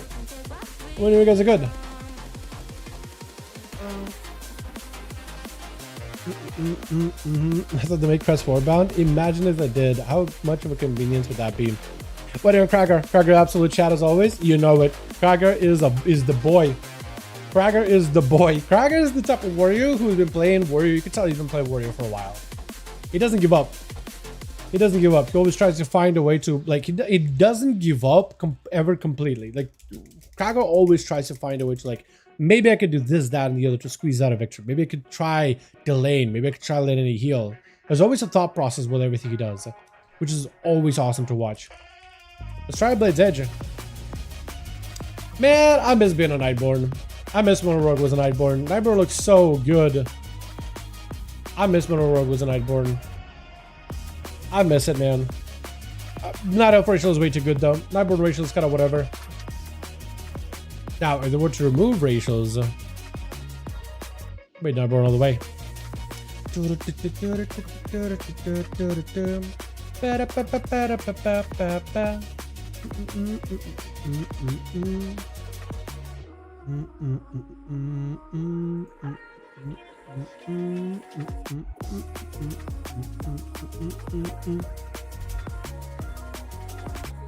Alrighty, and we get Nick doing you, boy. Nick, do we? Which? I do want to see some more of this Evoker, by the way. I feel like there was a lot of potential. Durst, is that some weird translation stuff going on? Can't tell really. Connery also on this team. Got us as Dark Lane, switching up the mugs a little bit. Got us as Krager as well as Andrix over here as well. Versus team 2, we got Leo, we got Radimus, we got us as Rick, Zuko, and the Warrior. I'm just gonna keep calling the Warrior. Is it Rick supposed to be first, or is it not Rick? Oh. I feel like this is the most unfortunate matchup. I don't know what a Evoker can do against Rick in this situation, but immediate fear. Evoker knows he doesn't want to burn a trinket immediately. Mortal Cold knows he doesn't want to burn a trinket. That is his cooldowns, unfortunately. Fear knows he doesn't want to burn a trinket if he can help it. Somehow it broke. Not really sure how it broke. I think just the damage. Wait. I was going to say for a second. Is he able to play? What's going on? Unfortunately, the Evoker does need to stand still to set up his empowerment ability so you have anything going. But I think he was able to go for at least 10 tip the scales in order to get himself at least one blast. In order to get himself at least a little bit of damage. Unfortunately, his entire burst sequence got completely shut down by Rick. It is very unfortunate, but it did get completely shut down by Rick, which is rough. Does go for a full wall. That's going to be Rick trying to see if he can charge it on quick fear to follow. Trinket out for Fia, but it's going to get him with a stun. Mortal Coil locked down completely, surrounded by undeads. Maybe he can get a little bit of healing. At least doesn't have to worry about dampening for a little bit. But man, is he in a rough situation right now. Actually a bit of a tight situation. Gonna go for a bit of a charge, try to see if he can get himself a better angle at all. Living Flame just to maintain himself as best as possible. Quick Quell onto Rick, try to see if he can go for a deep breath. I don't even know if a second deep breath or initial one. He's got himself immunity last second. But he's left with like 2 health. Left with 2 health. One more hit by the pets, yep. One more hit by those pets was gonna be more than enough. Kragar is up next. This may be one of the toughest maps for Kragar. I do my maps for duels a bit random. Well, actually, there's always an order, right? We always go to Grand, we get a hook point, we got a Toperon. These are the good maps that seem to work well for duels. And then I try to get a Blade's Edge done because I just like the aesthetics of this map. But I know that the bridge and the ramps can definitely be tough for certain classes. Leap by the Warrior. Unfortunately, didn't get all the way on top of the bridge, though. And Rick is able to go for a gateway either way. Mortal Coil. Krager is going to go for a trinket, charge it back in. Rick is in a position to knock him back off. Yeah. Maybe we remove Blade's Edge from the rotation completely, because I like Blade's Edge. Leap by Krager. Gateway is one of the few buttons that can break a Warlock out of the Warrior Spear. So he's actually able to escape it quite handily. Well done. Charge by Krager, however, to follow up. Fear by Rick. It's just trying to see if he can get himself a better position. Shadow Bolts are flying in. Got himself all the pets charging into is going to be Reflect. Oh, unfortunately, Krager does get hit by that. Unfortunately, he does go for a charge. Does Rick have a port? He may have one. Oh, Rick is actually changing up his strategy. He's not playing the Diablo's build. This time, he's actually playing into a different build. He's playing into the Soul Harvesters. He's got a lot more sustained damage. You can actually just see the difference. His passive damage to Krager is a lot higher. I think his burst potential isn't as high, but his passive consistent damage is really good. Krager is trying to see if he can maybe chill behind the pillar. Rick does want to get some casts off, though. Being a Soul Harvester, you can't just let demons do all the work. You have to be there, getting some casts off here and there. Kragar, as long as he's just fighting the demons, I think he's able to mostly maintain himself. And he's able to stay away from Rick, more or less. Fear is going to Zerker's Rage out of it. Fear on the demons. And Rick is going to try to see if he can get himself out of that situation. Has a port in case he needs to. So for Kragar, against a choice, like, do you chase? I think he do chase. I think actually he didn't take enough damage, so his second wind started to kick in while the shield is up. I mean, as long as his shield takes damage, Kragar can't. Yeah, second wind kicking in. Yeah, so those demons, unless Rick is actually participating in trying to kill Kragar, I don't think there was much that he could do, huh? Man, Rick does get himself a better position underground for a moment, or under the bridge. He knows he always has a port in case he needs to. Spear is going to connect. Try to see if he can send Kragar out, but as long as Rick, yeah, that's still going to put you back in. Porting does not get you out of the spear. Only gateway is the only thing that can break you out of it. And Kragar does go for the stun all those beds just to get some pressure off of him for just a second. Charging in, Axe Toss is going to go for a trinket. Rick with the fear. Unfortunately, Kragar does not have Zerkus for this one. Unfortunately for Warrior, Zerkus isn't just as a fear breaker, but it could also be used to immune CC. And that's going to be a massive gateway. Rick still trying to see if he can avoid Kragar. But that stomp that Kragar did do a lot there just now. That was fantastic. That actually did a decent bit of damage. Mortal Coil to follow up. Kragar does have a lot of health recovered. Again, yeah, if Rick is going to be doing the running game, Rick can only recover so much. He can really recover whenever he got Warlock Health Stones, which all do go on cooldowns. He needs to buy himself a lot of time for that to happen. But Kragar, I mean, if he's just not taking a lot of damage from Rick, demons are not able to crack through his shields that much. Because then he's able to get past him. And every single one of those stops, man, it is connecting. It is doing a ton. Try to see if we can port Kragar out. Does it porting him? Rick most likely is going to be able to go for port himself. Yeah, unless Kragar can lock him down with a stun. Leap is available. Try to see if he closes the gap. Oh, unfortunately, the knockback by the Evoker, by the Drac Theoratial, is enough to send him flying. Kragar does go for defensive stance. Starting to take a decent bit of damage now that Rick actually has some cooldowns and some damage of his own. Mortal Coil is going to connect. Kragar may need to use a defensive here. Might have to use something. Battlemaster Trinket does get used to give himself more health. Fear on these pets. Fear on Rick also does connect. Wall for Rick, actually. So for Kragar, this is good. Rick's big defensives has just been utilized. Handle Gul'dans is still flying in. Kragar with a massive defensive. Big port by Rick. Most likely has himself a way to port back in, doesn't he? I feel like Kragar is aware of it. He's just going to start doing damage to whatever demons he can. But with Rick finally summoned up a Tyrant, he's able to deal some decent damage to Kragar. That does summon the Demonic Soul in order to add additional hits. And now Rick is trying to see if he can find himself a better angle here, if at all possible. That's going to be more pets in play. Does go for the stun. This is going to be enough though. Rick, Axe Toss trade with Kragar is just going to see if he can stay up here. Kragar is going to break out with his Zerkers, but unfortunately, unless he has a way to leap back up, he's not going to be able to catch up to Rick as easily. Mortal Coil. Rick does get himself a really good angle. He's able to get a lot of pressure, a lot of damage. Charged by the Warrior. Rick can jump it down. The Execute is going to be able to connect. If Kragar can get a couple of Executes to connect, he'll be golden. Yet another Tyrant is in play. That's going to be even more pets joining in for Rick. Does Kragar have anything? Spear technically is available. He may need a leap, right? Or spear. Trinket. Leap. Does go for a Stormbolt. Rick cannot escape it. I don't think you spear him, right? Big Execute. You just go for a spear. He's out away from the gateway. Spear. Spear just for a leap. He needs one more hit. Kragar trying to see if he can close the gap. Rick does jump off the platform here. He won't be able to get to his gateway. If Rick isn't careful, he could be... Oh, second gateway. Second gateway does at least escape for a second. Kragar is going to be able to get that second wind healing coming up little by little. And Rick's trying to find himself as much recovery as possible. Kragar is going to go throw in a weapon. Rick is actually going to reposition out of it. Kragar does get a decent position here. Maybe a Stormbolt and a stun could be huge. Rick may need to go for port. Stormbolt does connect. Trinket Fear. Kragar does break out of it really quickly into a big port.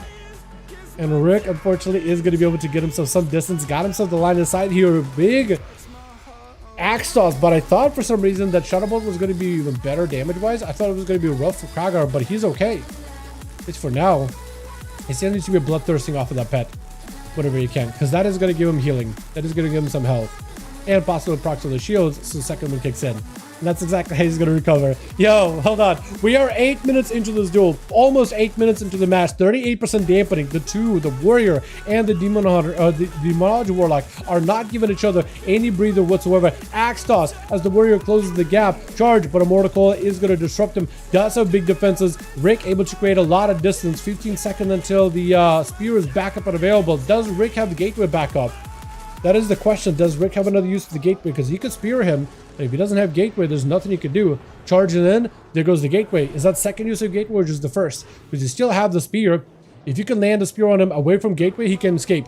He won't be able to escape. You just need a good angle. Stormbolt, spear. That's it. I think he has him. If Krager doesn't get CC, there goes another gate. He does have a second gate just to get out of the spear. Lead by Krager.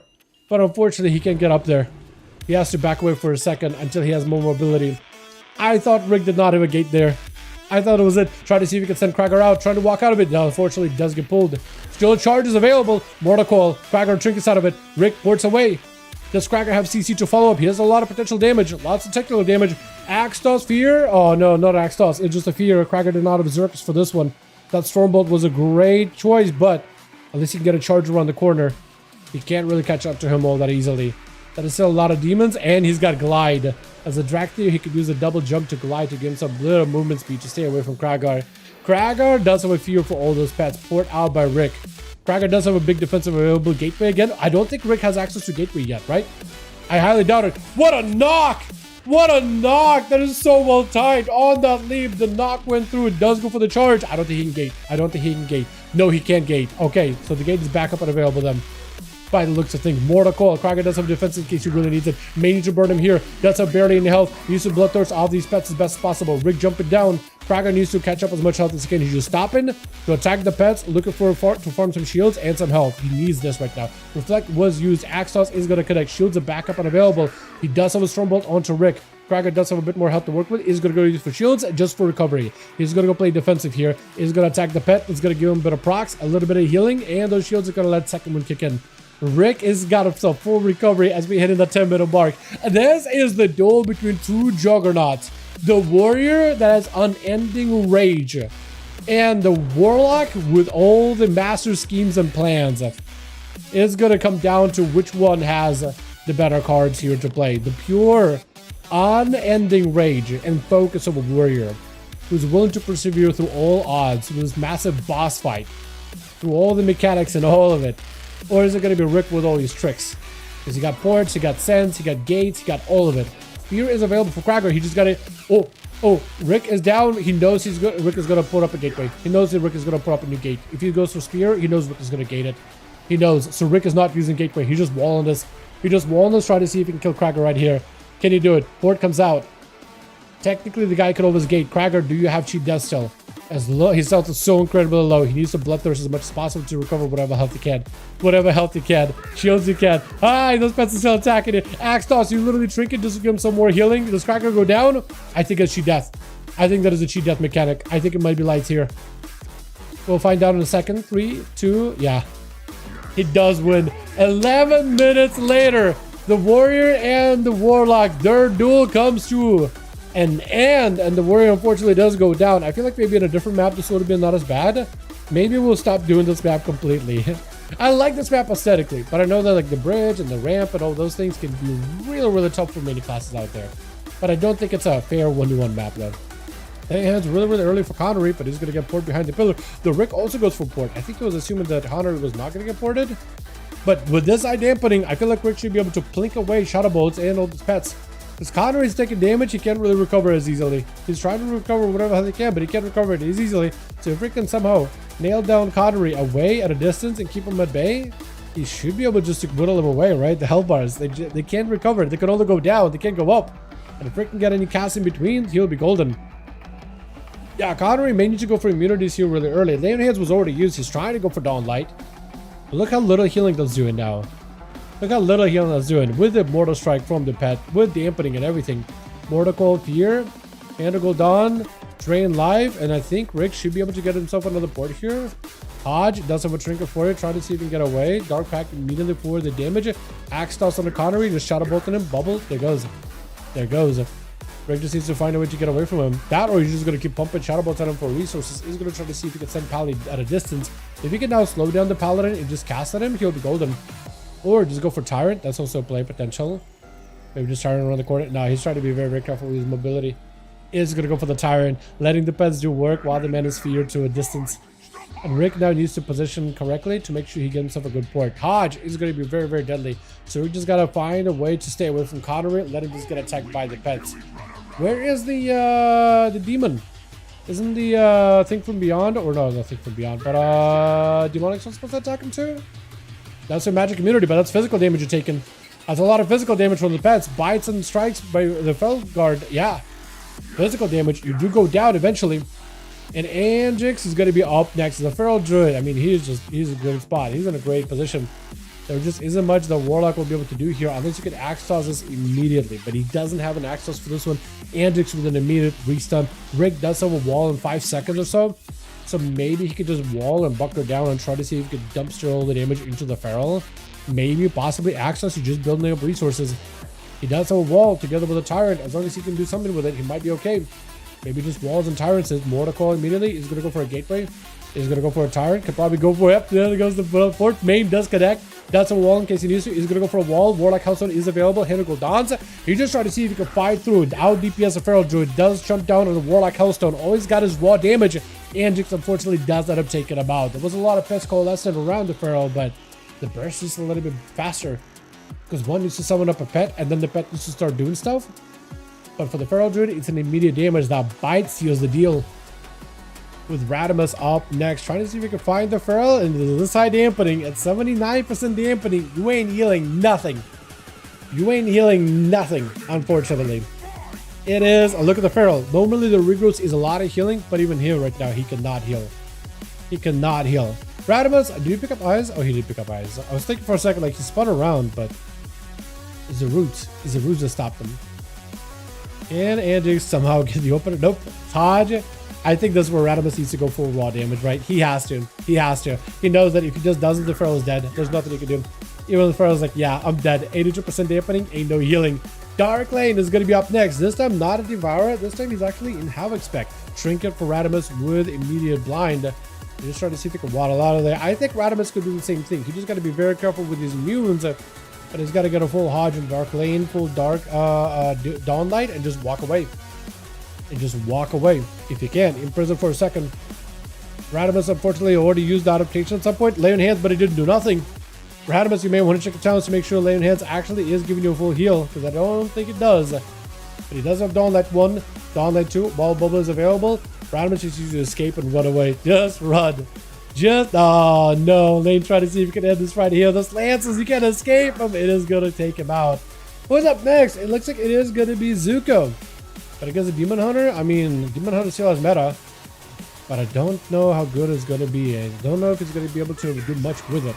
Yeah, full army of undead. I think you do end up taking him out.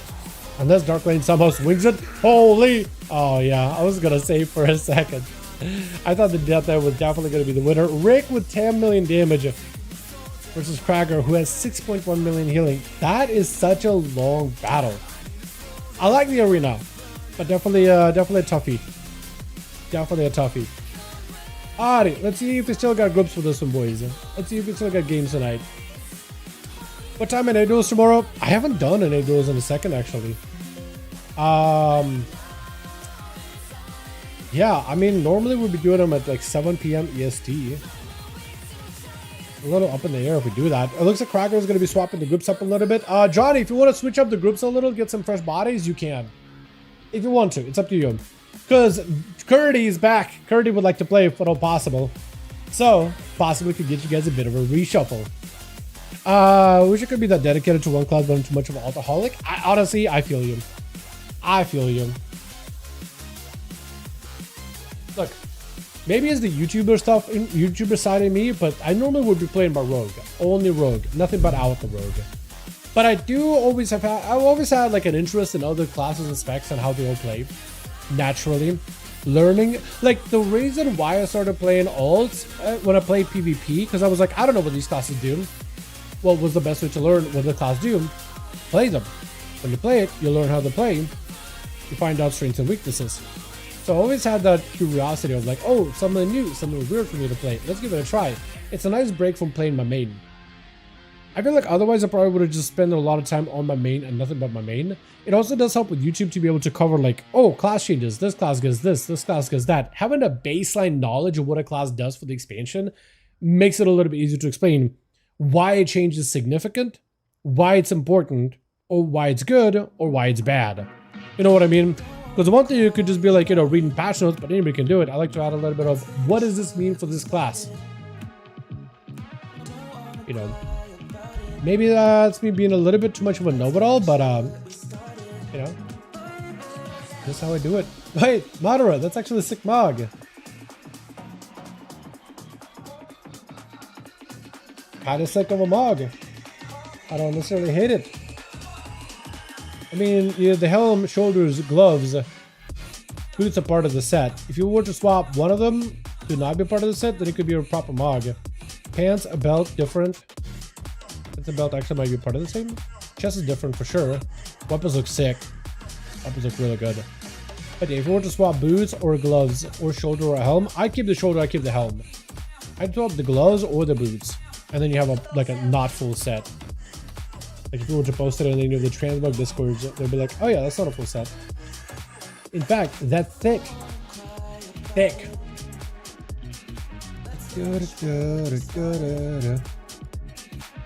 Ready? Go. Ready, Freddy. This is in a grand.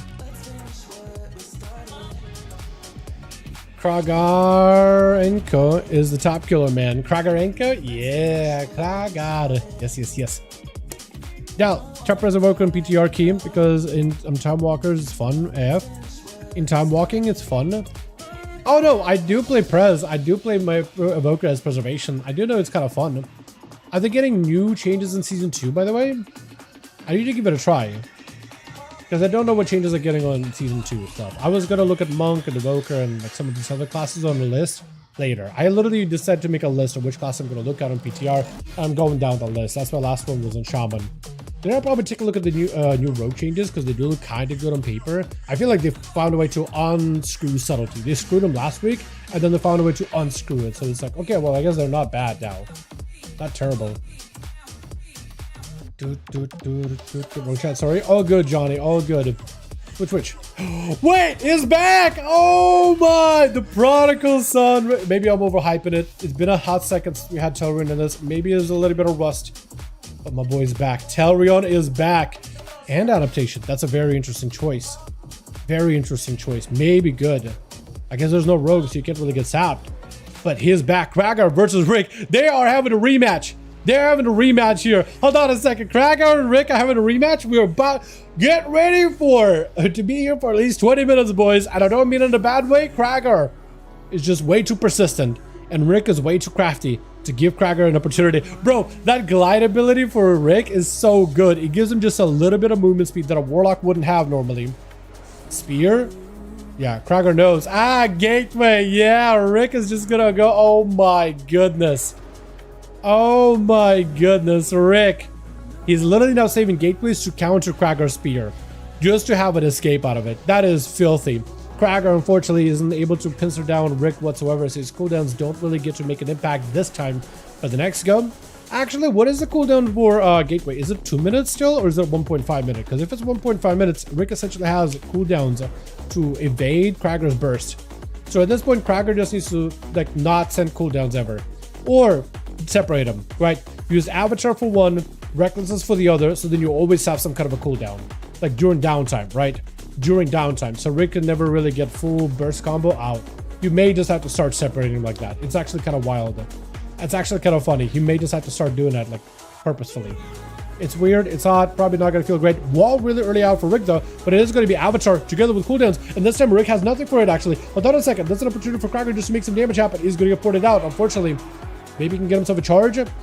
Gateway not coming out yet. There's gonna be a leap. Gateway, whoa, what? Whoa. What is it called on your Gateway? Did you just use Gateway twice? It is a minute CD? It's gotta be a minute at that point. Minute 30, minute 0.3, minute 0.5, minute 0.2. It's definitely not not 1.5 minutes. Like a spear. What is the cooldown for Gateway? Hold on, now Kragar has a spear and Rick does not have a Gateway. Right? Is that what I'm to understand? Is that correct? If Kragar can get some cooldowns back together, he only gets 28 seconds, and then spear, and then Rick has nowhere to go. Rick literally has nowhere to go. Hold on a second. Rick, Kragar, you just gotta spend that rage, man. Spend that rage, get some cooldowns back. Spear is in play. Rick cannot escape it. He can maybe only try to send Kragar away. You try to see if you can avoid him, elude him, but he cannot. He cannot evade him. He's gonna go for the port. Leap is available. Stormbolt does connect. Axe Toss also connects, unfortunately. Charged by the Warrior, full cooldowns available. No Gateway does go for the Fear. Unfortunately, the Warrior does not have Zerkers for this one. If just poke around the corner, he's gonna charge you. Poke around the corner, poke the bear. and he's gonna charge right at you. Hold on a second. Rick does get himself a decent bit of recovery from Warlock Hellstone. What was that desync with cooldowns, by the way? It was crazy. Krager still has Avatar, still got Recklessness. The more rage he spends, the faster those cooldowns are gonna come back. I didn't realize Krager is playing into the big cooldown reduction play. That may be the play here. Because then Rick cannot counter those cooldowns. Because then Krager is just going to get him back a little quicker. The biggest issue for Krager right now is just catching up and slowing down Rick. That is the hardest part. Just finding a way to slow him down is difficult. He needs to hit him with a piercing howl or a hamstring or something. He needs to hit him with something. Doesn't Stomp, Thunderclap, doesn't that always slow, normally slows it? Maybe it doesn't anymore. Thought it came with a slow before. Wait, didn't it also used to not just be a slow, but like slow down the enemy's exact speed at one point in one expansion? The leap is available. The Krager did not have spear for this one. He will have a spear for the next go, and Rick will not have a gateway for it. So Rick's gateway has been used just now, and chomp it down on Warlock Hellstone. So unless Rick makes another Warlock Hellstone, he won't be able to do much. Krager did not set that CC long at all. Try to see if he can send Krager away. Krager, if he positions correctly, might just be able to charge back in. Does have a charge back in. Port out for Rick immediately. Krager, as long as you're building rage and spending it, that's all you need. Constantly building rage and spending it. You got to be constantly doing it. That's how you get your cooldowns back. Even if you cannot connect with Rick, just start hitting something, anything. It's super incredibly helpful. Charge back in to try to reconnect. Does go for the Berserker stance just to maximize his damage. Spear and cooldowns are going to be available real soon. And Rick will not have an answer. There won't be a wall or nothing unless Rick has CC. Fear used really, really early. Chicago with the Berserkers right now. Maybe this could be an opportunity. Spear is kind of away from everything.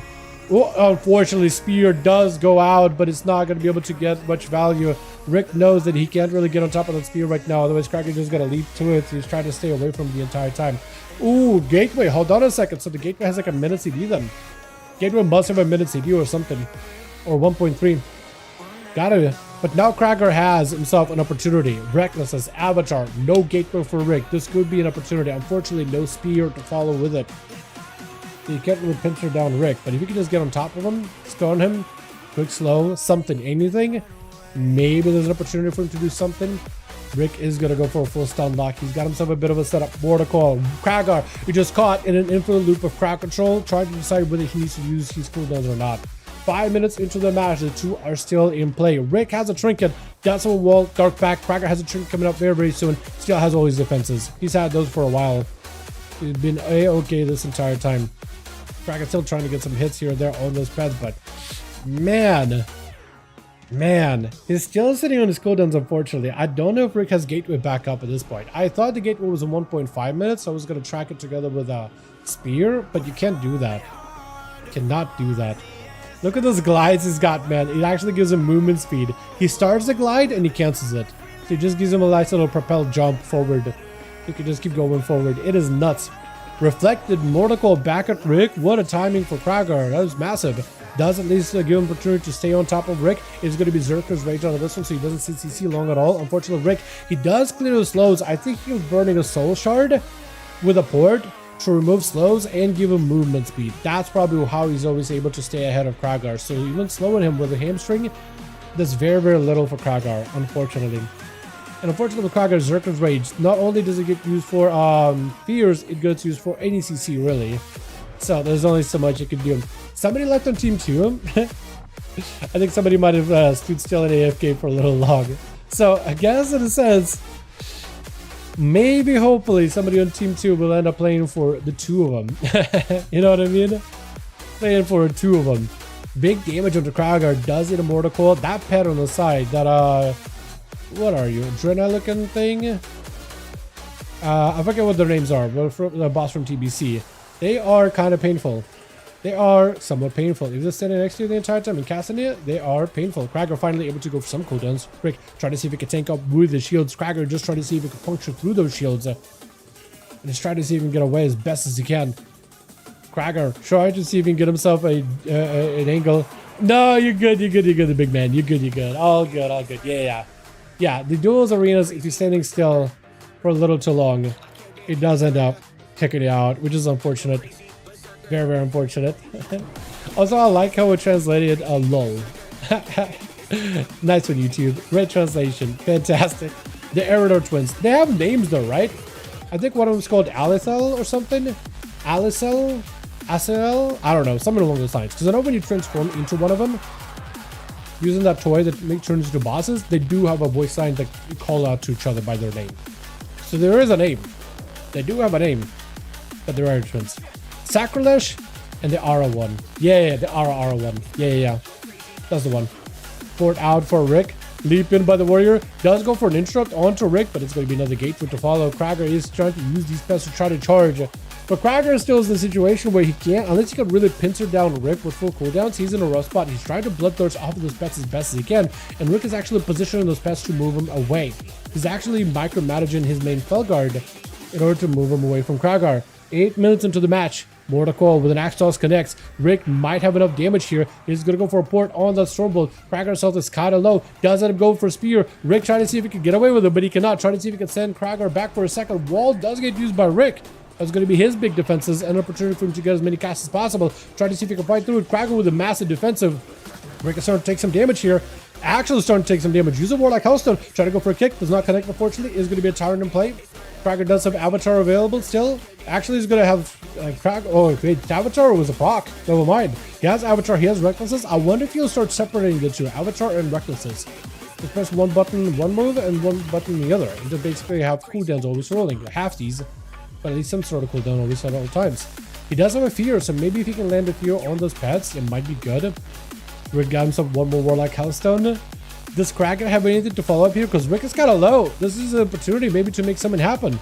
Possibly, maybe. The Demonic Soul is not feeling all that great. Krager does have Bloodthirst. You can keep spamming on these demons. Circle Rage to break out of the CC. This is where Rick knows not to go for Axe Toss, not to go for Mortal Coil, because they're just going to give Krager that immunity or CC reduction. Crazy good CC reduction once Rickers is active. Stormbolt enter Rick. Does get hit with an Axe Toss. Is an Orc, so at least he doesn't sit it too long. It does go for the charge, but a port out for Rick. Second charge, and Rick got himself a gateway. Relieved by Krager. Does go for a little stompy. So Rick is taking at least some damage from the stomp, but then ends up escaping it either way. 5 seconds on a spear, so maybe this is where Krager can make something work off of that spear. The Tyrant is not going to feel great whatsoever for Rick. He needs to get himself a setup. Mortal Coil does run Krager actually away from him, which is pretty good. Rick actually having to go for Drain Life here. Got himself a full Warlock Hellstone again. 10 minutes into this match, Krager's still hanging on. Though barely, it feels like. Landing those executes on that pet. That pet got to be low at this point, right? It's got to be somewhat lower from health. Fear onto Krager. Did not have Zerkus for this one. Trinket's back up and available though. Shadow Bolts is just going to be some freebie damage. Axe Toss does get himself a Reflect for at least one of those casts. But also some damage reduction for magic for at least a little bit. This Krager just doesn't have much to work with health-wise, man. He just doesn't have much health to work with. Trying to catch up to Rick is very difficult because he's constantly getting hit by slows, but he is able to at least shake it off here and there. Try to see if he can maybe do something. Stormbolt to follow. Is this going to be a spear? I think you have to spear him, right? You have to spear. Does Rick have a gateway? He's going to try to see if he can send Rick. Oh, do you have a leap? You have a leap back to the spear in case you need it. Mortical breaks out of it really quickly. Axe Toss for a second. Ooh, Rick with a port. That could have been a charge opportunity, but Krager, I don't think he needs to use some other global leap. Is he going to go for a gateway? He is going to go for a gateway. Okay, so at least Krager can force a gateway out for Rick with a leap. He could trade that, right? So at least you're trading the what, 1.3 minute cooldown for a 45-second cooldown, so at least it's better than nothing. But Krager can at least trade that. Is having to go for a big defensive here. Fear. Zerker rages out of it. Stormbolt under Rick. Does Krager have an opportunity to finally get some sustained damage on Rick? Because all he needs is sustained damage to hit Rick. If he can do that, he'll be golden. Rallying Cry is available for Krager. May need to use it here. Fear is also available. If he can lock down Rick, that would help. Fear all these pets for a second. It could at least break away from him for a moment. Got himself massive shield, so he's going to be second win. So if Rick doesn't engage it, Krager is going to start recovering a lot of health here pretty rapidly. Yeah, start to actually recover some decent bit of health. Bit of healing for Rick. Does hit with Stormbolt. Fortunately, Mortal Coil does trade. Anytime Krager looks like he finds an opening, Rick finds a way to deal with it. Every single time. Every single time. It looks like Rick is throwing questions at Krager, who needs answers, and then Rick throws counters at him every single time. So Krager is not only dealing with like a mechanic that he's got to answer, but then he's also dealing with a counter that he usually cannot answer afterwards. And his health is just not in a good spot. Rallying Cry can be used. He's actually going to back up out of it completely. Trying to see if he can create some space in order to let that second win kick in. And first aid at 67% dampening. Eventually, Rick and Krager are not going to be able to heal. So it's going to come down to whoever has better damage. And if Rick plays in not carefully, he does take a lot of damage. It does take a lot of damage. Krager is going to be able to chop up that pet, I think, by the looks of things. And Rick is just going to go for a full new house stone. Yeah, is going to go for fresh new summon Felguard. He has to. Watch out, someone hides and throws stones and someone only has a stick, for example. You're likely to watch this duel. Yeah, I mean, yeah, it kind of looks like Rick is the one throwing stones while hiding. Though Rick knows, like, if he just goes and stands next to Krager, he's just dead. He has to run. He has to play slow. He has to play steady. He can't just run out there. He can't just run in and just do whatever he wants. Spear down. Krager does end up escaping out of it. Rick does not go for the gateway, but looks of it. Fear onto Krager. He's going to go for a fear of his own. Try to see if he can send Krager away. Charged by Krager. Has cooldowns. Is that a leap? Is that a leap angle? Does go for a leap. Stormbolt. Rick is definitely going to go for a port. Krager knows, like, if he just stays out, he just can't do anything. He has to go for cooldowns. And now he's got us surrounded by undeads here, unfortunately. That is going to be extra pets. Did that shoot death too? I don't think it was she dead, was it? No, it's not she dead, I don't think. No, but that pet is doing decent bit of damage. That guy with that channel, he does do decent bit of damage. All those extra demons that Rick summons from the Apex talent, they do decent bit of damage overall. Man. Stun onto Rick. Does traded Axtos for a second. Port out for Rick. So it looks like Rick is going to try to play around this pillar instead. Trying to be aggressive with Krager. Trying to see if he can maybe take it out.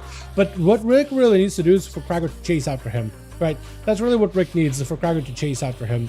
Because when Krager is chasing, like, this is where Rick can just kite. He can get all those cooldowns. He can get all these pets. He can get all these things. So it is good for Rick. For Krager, though, I mean, what do you do in this situation? Healing is very much like impossible at this point. 14 minutes into the match. Very limited healing. Rick with an axe toss. Couple of handle cooldowns around the corner. Krager left with not a lot of health. Does go for a Stormbolt. Does go for some damage. Big gateway out for Rick. And it looks like Krager is backing up out of there. Trying to see if he can buy himself as much health as possible with fear on all those demons. And that one demon is still going to keep attacking him from the side. Yep. Maybe second wind kick in. Maybe some kind of heal. Krager just needs to stop the damage as best as possible. If he can stop the flow. Is he dead? I think he's dead, yeah. I think he died there. I think he did die there. I think Rally Cry fell off and a demon hit him and that proc cheat death. Yeah. 15-minute match. That's how long that duel was. 15 minutes. Rick was not going to let Krager play the game at all. Actually wild. Stunned by Dark Lane. And Rick playing into a high dampener game, you won't be able to get any kind of healing, man. 84% dampening. Whatever damage you do is whatever damage you do. And Rick trying to get the demonic army out as early as possible is going to be helpful. He's going to go for the hot, trying to see if he can just use it on demons. Literally using it on the Triumph just to get whatever health he can. But yeah, all those demons, I think Sacrilege blasting him out. And Rick trying to see if he can get himself a better position here. He's going to be imprisoned, but breaks it pretty quickly. Port immediately. Dark Lane, try to see if he can catch up. Actually, the Demon Hunter is still somehow alive. He is just using those pets, I think, to leech as much health of him as possible while Meta is active. I think that's literally what he's trying to do. Is whatever leech he got, is whatever leech he's got. Try to get as much healing as he can. Like, at this point, that's all he can do. He's like, you know what? I need to maintain myself. I do need to get on top of Rick at some point to do damage, but I do need to maintain. Even a little bit.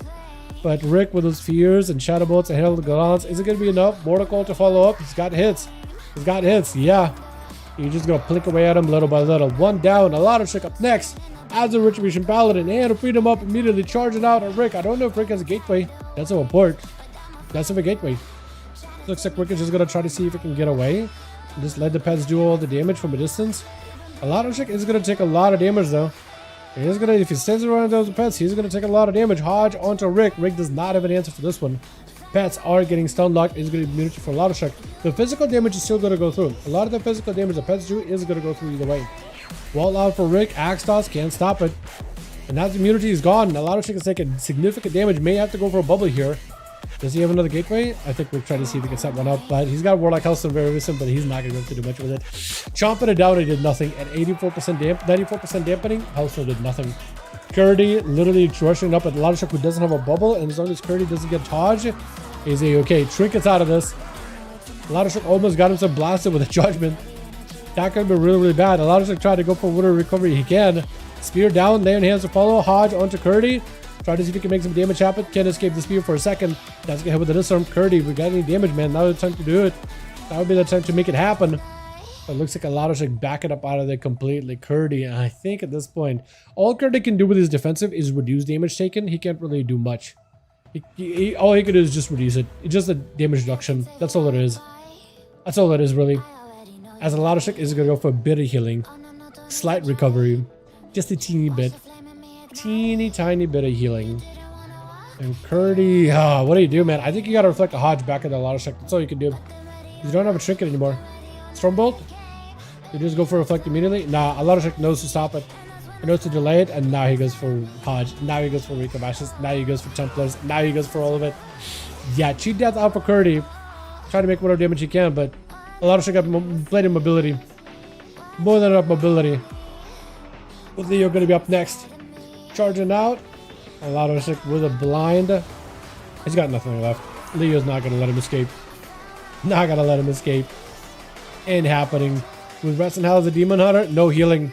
100% dampening. We actually went to a game with literally 0 healing. You're not healing. Whatever defense you got is whatever you got. Whatever you have with your health bar, what you got is what you got. Whatever damage you do, you better do it early. I feel like the first one to strike wins. Pretty much every time. Stunned by Leo. Trinket not up for Rest in Hell immediately, which is kind of wild. He's choosing to hold on to it. I don't think he even had Blur for the opener, did he? But he's trying to see if he can maybe catch up. The slow by Leo, however, is actually impacting Rest in Hell. The slows do impact him. Going to be Lidgeborn out from Leo. Got himself an AMS on top of it. Slow Chain of Ice is going to be massive. Because the slow, Rest in Hell can full rush to catch up to the target. But that slow is going to slow his actual movement afterwards. Big hunt to follow.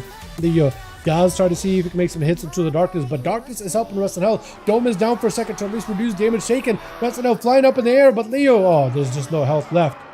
And Radimus is the last one left. Immediately getting hit with lances off the bat. All Radimus can do is he can't heal. Don't heal. Radimus, don't even 100% dampening. You ain't gonna get a heal, man. Hodge, Rest in Hell trinkets it. If Rest in Hell somehow wins this, I'll be impressed because this man saved the trinket until way later. I'll be very, very surprised if he pulls something off.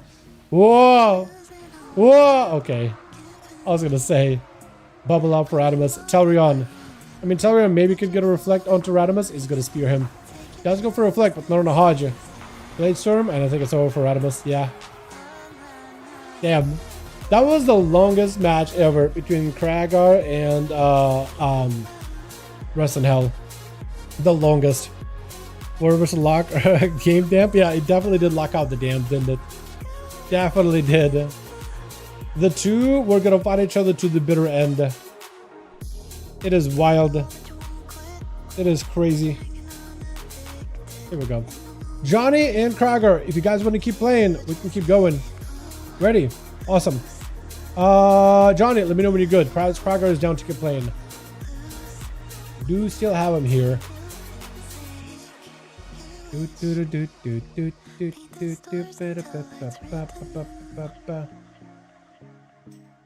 Ready? Okay. What map do I even send you guys into? Hook? I really don't know. What would be the easiest agent to go and blast besides Pit? What would be the easiest agent to blast? Pit is really easy. Sky Reach actually isn't bad. I know people struggle with Sky Reach, but it's actually a free key if you play it correctly. Like if everybody knows mechanics, like it's free. What's another good one? Alcazar is definitely not it. Myzara is not it. I would say Seed is no, at least from my experience. I think Jay would tell you Seed is great, but I'd say no. Nexus is apparently not great, but even though I had an easy time with it, but Jay was there too, and we had a Giga Bear. Yeah, Sky Fury. Nexus, the kid lives or dies in first Poland. I mean, maybe Nexus, but apparently I've heard that one can apparently be pretty rough. I'd say Sky Reach. I'd say Sky Reach. Like if everybody knows how to do it correctly, if everybody knows the pole is, it's really not that bad. There isn't much going on in that fight. Or that whole place. Which? Team 1, we got ourselves Kragar, we got ourselves Telrion. Is Telrion gonna be first up? I haven't seen that man play in a while. A lot of like Dark Lane and Rest in Hell are gonna be part of the team, and they are sending Telrion out first. Switching out the trinkets, this time not playing the adaptation. He's playing the normal trinket versus Zuko as an Unholy Death Knight. An Arms Warrior versus an Unholy Death Knight is a hard matchup for the Arms Warrior. Can definitely be a top one for Death Knight as well. Blade Storm up immediately for Telrion. Looks like he is on full-on Slayer. So if he can land those big executes versus Zuko, he might be able to make it happen. He's taking a lot of damage though. Lots of hits. Lots of hits are coming back. Got himself a bit of a rallying cry, trying to fight through the undeads, leaping away into a shadow meld in order to at least give himself a break from all the pets, unless those pets start corralling around him, which looks like they are starting to little by little. Dalaran needs a little bit more health, but actually while he's kind of hanging out, he's recovering a decent bit of health. Don't charge in at no health whatsoever. Needs to land the execute. Stormbolt goes through. Isn't enough. Doesn't land the executes. He's trying to land those cleave executes in if at all possible. Big War Breaker comes through blind, but another Blade Storm proc does do it with the warrior Curdy charging in immediately. Dalaran does have a trinket, immediately trinkets it, spear down just to keep Curdy at bay. Curdy could have also speared actually, and then the boys would have been stuck. Oh man. Oh man, Dalaran might be in a bit of trouble. Does go for a short stun, does Storm to follow, does get hit with the Storm himself. Dalaran at the very least has some baseline self-healing while he's low on health. Blade Storm to follow, is it going to be enough? Stormbolt short onto Curdy. Dalaran needs a heal or two. Does pick up a little bit of heal. Reflect, I don't really know if he can reflect anything at all, but he's in a rough spot. Does get Avatar. Stormbolt. Dalaran is in a rough spot right now. Unfortunately, does go down. Yeah, there's just not much you can do as an arms warrior when you're caught that low. He really needed to get himself a second win to at least recover a decent bit of health in order to give himself a bit of a reset and a breather. Curdy is going to go for a leap away while his defensive cooldowns were used. He's just going to try to see if he can stay away from Western Hell for now. Trying to see if he can back up out of there. I do like Curdy going with that massive claymore weapon, but also that long spear. I feel like almost nobody really plays spears as a weapon of choice. Like a transmog, I feel like almost nobody uses spear. At that point, hunters, survival hunters use a spear, but now the dual wield now, so it doesn't even matter. Ooh, Resting Hell staying midair, avoiding that Stormbolt completely. Flying up, but it's just gonna barrage Curdy. Curdy needs to make sure there's no line of sight. I think that gap at the top of that wall, the scaffolding, I feel like that is not line of sight. I feel like you can't shoot through it. So it looks like he did find himself a bit of that cover that he needed. Reflect up Curdy for a second. Not really sure reflecting is a demon hunter, but dampening some of the chaos damage is not the worst. The Curdy is still in a rough situation. Still in a tough spot. He can't really get himself a lot of healing. Big hunt connects. Stormbolt is at least going to stop the demon hunter for a second. Maybe you could just use that spear to stay away from Resting Hell. No, he's just going to try to see if he can fight through him. Is going to end up proccing cheat death here. There goes the cheat death proc. Curdy, all he can do is try to fight it, but Resting Hell has plenty of healing. He just needs to wait him out. Wait him out until the guy eventually does go down. The cheat death does let a warrior to keep fighting for like, what, 5-6 more seconds? But pets for no reason were attacking kind of annoying. Yeah, dude, I noticed that. A lot of pet classes, for some reason, like sometimes the pet AI just breaks. This is why I feel like Blizzard, if you're going to have a class with pets, you got to make sure those pets are consistent. Every time. Every time, man. Every time. Otherwise, it just becomes a frustrating experience, and I feel like nobody wants any of that. You know? Nobody wants none of that. Resting Hell does end up getting those glaive stone into Leo, sending in some additional damage. Leo with a Lichborn to try, I think, to give himself more healing. That or maybe expecting the Sigil of Misery out for a Demon Hunter. One of those two. But I'm pretty sure Lichborn, it used to give you like up to 15% damage reduction, if not 10. But right now it's just like, what, 6% more leech? So it is good on that front.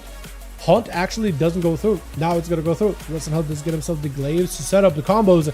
Massive combo glaive. Second one is available, so he's going to get himself another big setup. And Leo could be potentially in a ton of trouble. Trying to see if he can just stay away from Resting Hell so I can pass him as he is forced to reconnect with him for death strikes. Looking to chop as much health as possible. Death Pack does get used in order to give himself a little bit more health to work with. But in this situation, like, what do you do, right? As a Demon Hunter, all you can do as a Demon Hunter, you got plenty of movement, plenty of damage. As a Death Knight, AMS is there, got blind, can Chain of Ice and root down Resting Hell to make sure he doesn't move. Make it very, very difficult for him to approach him. Does backflip to break those chains. And at this point, Leo dropping a dome. All you can do is maybe wait until cooldowns are up. And that's going to be Resting Hell flying up in the air on your cooldowns. And last little Lance does find a way in between of the pillar. That is rough. That is tight. Tight. Hello, Dalaran, who is stronger? My Russian brothers or my European brothers? Sorry from English, I'm learning a language. Who's stronger, Russian brothers or European brothers? If you're talking about like players, like for duels in particular, both are strong in their own ways. Like Krager has brought me and showed me a lot of Russian boys, a lot of the Slavic boys to these duels, and we've seen so many great, like Resting Hell. Look at this guy. This dude is one of the best demon hunters I've ever met. Krager might be one of the best warriors I've ever met. I feel like there's certain classes that some of the Slavic boys are really, really good at. But then for Europeans, it's a whole nother, like other classes they're really, really good at, right? I feel like rogues, I feel like European rogues are better, slightly. Demon Hunter, Resident Hell is one of the best. And I feel like any other Demon Hunters were also all Slavics. Paladins, I feel like European. I guess there's a lot of shook. I guess there is also a lot of shook. But I think on average, European Paladins are generally pretty decent. It's really hard to tell which ones are really stronger. It really depends on a player. And I don't think your region determines what type of a player you are. I don't think your region determines the type of grit, the type of skill you bring when it comes to you playing duels or you playing a class in general for PvP. Yeah, it's true. Separated by regions is hard, being honest here. If you said NA and EU, I feel like there's a little bit of a difference there because I feel like there is a clear delineation. Like, Radmus almost died just now. But I was going to say specs like Elemental Shaman, Arcane Mage, right? There's only one really good Arcane Mage that I know. He's from NA. He's insane. Actually, there's two that I know. One I know well and interact with. The other, I know all of them, but I don't interact with. Is Radmus just going to die? Lance is just raining down on the man. No bubble available. And does end up taking him. That's another one that bites the dust too. The Lance and Rick Meister is the last one left. Instantly charging at Rest in Hell with a fear right in his face. Unafraid, putting fear into the Demon Hunter. Hit him with yet another fear. More pets join in. Axtos, Mortal to follow up. And Rick is just trying to see if he can keep himself at a distance though. But it's going to be in prison with Rest in Hell. Dampening, not super high. So Rest in Hell can still catch up a lot of health right now. A ton of health. A ton of health. So Con, I have no idea how to answer your question. I don't think it's region based. But I did give you some ideas of what, where some of the best classes come from, or where some of the best players of that region come from. Krager, I think he takes the cake in a lot of the cases. Telrion, also I'm pretty sure Slavic too, and he was some really, really insanely good. Those are some of the best warriors I met. Resident Hell, one of the best Demon Hunters, but there's another one that also was a Slavic too. Things like that, you know what I mean? Gonna be Rest in Hell. Does he have anything to follow up here? Sigil of Misery does connect. I don't know if Rick actually noticed it. I think actually Rick might have missed that Misery sigil behind him. That or he kind of just had to sit behind the pillar waiting for it. And maybe it was part of the play. Does go for the fear. Fear, back-to-back fear. AoE fear and a normal fear onto Rest in Hell, who's going to get hit with a Mortal Coil. Rest in Hell does not have a trinket. So Rest in Hell is going to have to be very, very careful. He needs to use the Hunt. Unfortunately, the Hunt does not get the angle. He does need to get himself the line of sight. Where's the Rick? Axtos is not going to be great, though. Ruination is going to feel bad. Darkness is down for Rest in Hell. He's going to go for Metamorphosis. Trying to see if he can use whatever healing he can off of those pets. Blade Dance onto Rick. Does get hit with the AoE fear. Normal fear is going to connect to. Rest in Hell may need to go for the Hunt from his angle. Trying to see if he can land it. Unfortunately, does not get to him. Rest in Hell has so much movement. He's able to escape him. Rest in Hell looking to use whatever leech healing he can from those demons, but it's not enough. He's just unable to really catch up a lot of healing. Metamorphosis does give him more leech to work with. We'll need to use something, and Axos is back as soon as Meta is back up and available. At this point, Rest in Hell just needs to use whatever he can to leech heal. Does get himself a glaive, so that could be a good combo. That could give him a lot of souls to work with. Soul fragments are going to be massive, but it doesn't matter. Infernal Bolt does connect, and it looks like Krager is maybe the one next, or not. It's either it's either going to be a lot of shit. Dark Lane. Oh, it is going to be Kragar. It is going to be Kragar. Spear, but Rick apparently just ignoring Spear. Definitely was changing that Spear for a second, but I guess he wasn't. Does go for the gateway. Does he have another gateway? Knock back at the Krager. Trinket immediately off of the Stormbolt. Does go for the port as soon as the charge happens. Does he have mobility? He has plenty of mobility. As long as he's got the glide ability, he's able to stay a step ahead of Kragar. Fear to follow. Krager with the Trinket. Is it going to be able to do much here? Charging back in. If he's able to lock down Rick. It is a different map though, so he doesn't have the bridge and the ramp. So for Krager, this may be a little bit of an easier matchup to work with. Like a slightly easier one. Maybe. Big port out for Rick though. And Krager is again forced to run long distance. He is going to go for the charge off of that imp. This actually is going to give Rickmeister a chance to try to see if he can keep waddling away. Dude, that glide is so strong. Even Blizzard was like, you know what? We don't want glide to have too much movement, increasing the effects. But I think Rick knows the trick behind it. I think Rick straight up knows the trick behind the ability. I think Blizzard did not account for the fact that you can just start gliding, disable glide, and that propelling motion is what gives you more movement. And Krager unfortunately does go down. Rick taking out two back-to-back just like that. Rick's been on a roll today, man. He's got some damage. He picked something up. Looks like he is back to playing Diabolos though. So he's back up to summoning big demons, and he's actually twice now has used the Chaos Mother Inferno Bolt to eliminate the other guy. Because they buff Shadow Bolt greatly for Demonology Warlocks, that Inferno Bolt scales off of Shadow Bolt and greatly buffs that. So you have a buff Shadow Bolt, they'll get buffed by Inferno Bolt, and that does a lot of damage now. Ruination is gonna give Rick even more pets joining into play. The Pit Lord, unfortunately, Pit Lord does not attack Dark Lane though. For some reason, it kind of decided to just not do anything. Instead, Rick tried to see if he could keep using that great height and mobility in order to keep himself afloat there. I gotta learn which trick is with that Rick. I gotta learn what macro you're using to do the jump spam. That's gotta be the answer there. Because he's using some tech. Some fantastic tech, in fact. He's literally just like triple jumping, which is a lot of inputs at once. Stun? Hold on a second, bro. He's actually eliminating everybody with an Inferno Bolt. Bro, he's actually one-shotting people with... Oh, not one-shotting, but actually executing people with Inferno Bolt. It's actually so much damage. It's actually so much damage. I did not know it was going to be that good. Rick, unfortunately, does not have a port for this one, or does not have a reflect for this one. Try to see if you can keep Aladashik at bay. Aladashik does land a stun. Wake of Ashes is going to be able to get some damage. 63% dampening, so Rick still should be able to at least hopefully deal with the dot damage. Dark Pack is helping absorb a lot of those hits. Here for just a second. Aladashik with a trinket. Rick has a wall that's going to be immune to. Unfortunately, Axtos will still connect. Physical damage will connect, but Rick is just not going to be able to do too much into the cast, at least for a little bit. The Tyrant is in play. He's going to go for a wall. Tyrant is available. If Rick can rotate and get himself Chaos Mother pretty soon, that Inferno Bolt may be the play here. Trinket out for Rick. Does he have the damage? He's trying to see if he can get himself this cast off bubble. Oh my goodness, Rick does get to go for a juke, but I think for Rick, he's just dead. And Rick does go down, unfortunately. He was out of options. Rick, I think, should have had 3 kills, but I think maybe more. But Cracker, I think, did get a cheap death there. That's nuts. That Inferno Bolt slaps. That buff to Shadow Bolt, buff Inferno Bolt, I'm pretty sure. That is a lot of damage now. Damn. Well, with that, let's get us another one going. Unless Cracker is done or Johnny's done, let me know, boys. If you guys want to keep going, we can keep playing. Or if you're done, let me know. Either one works. I am getting mildly hungry.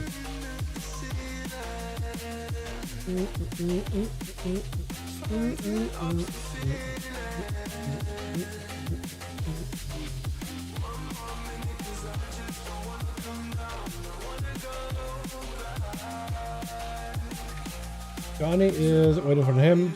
Cracker is ready. So Johnny, let me know if you're ready. You're logging. Cool. Wait on you, and then when you're good, I'll let you, we'll get going.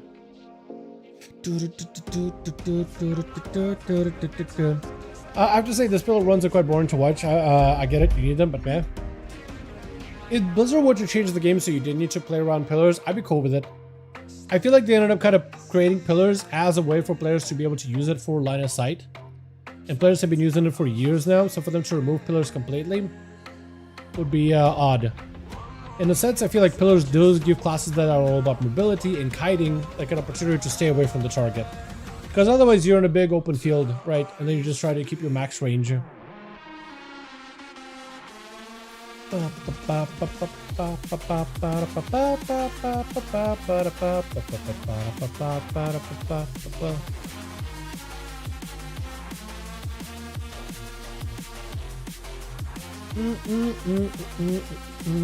Did I save that one? I hope I did.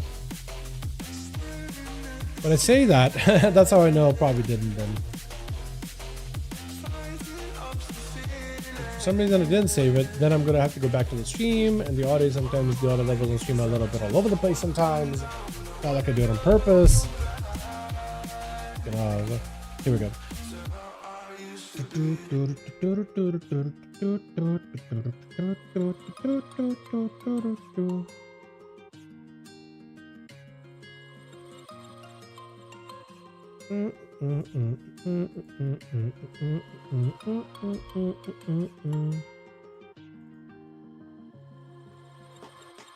Ready? Beautiful. What map do I do at this point? We're done Hook. I guess I get a 12 realm, but that's another massive map. Let's do another Dalaran Sewers. Let's do another Dalaran Sewers. It's like mildly small. Oh no, we never done Tiger's Peak, have we? Okay, we do Dalaran Sewers. If we do another one after this, Tiger's Peak most likely. Completely forgot about Tiger's Peak. Ba-da-ba-ba-ba-ba, ba-da-ba-ba-ba.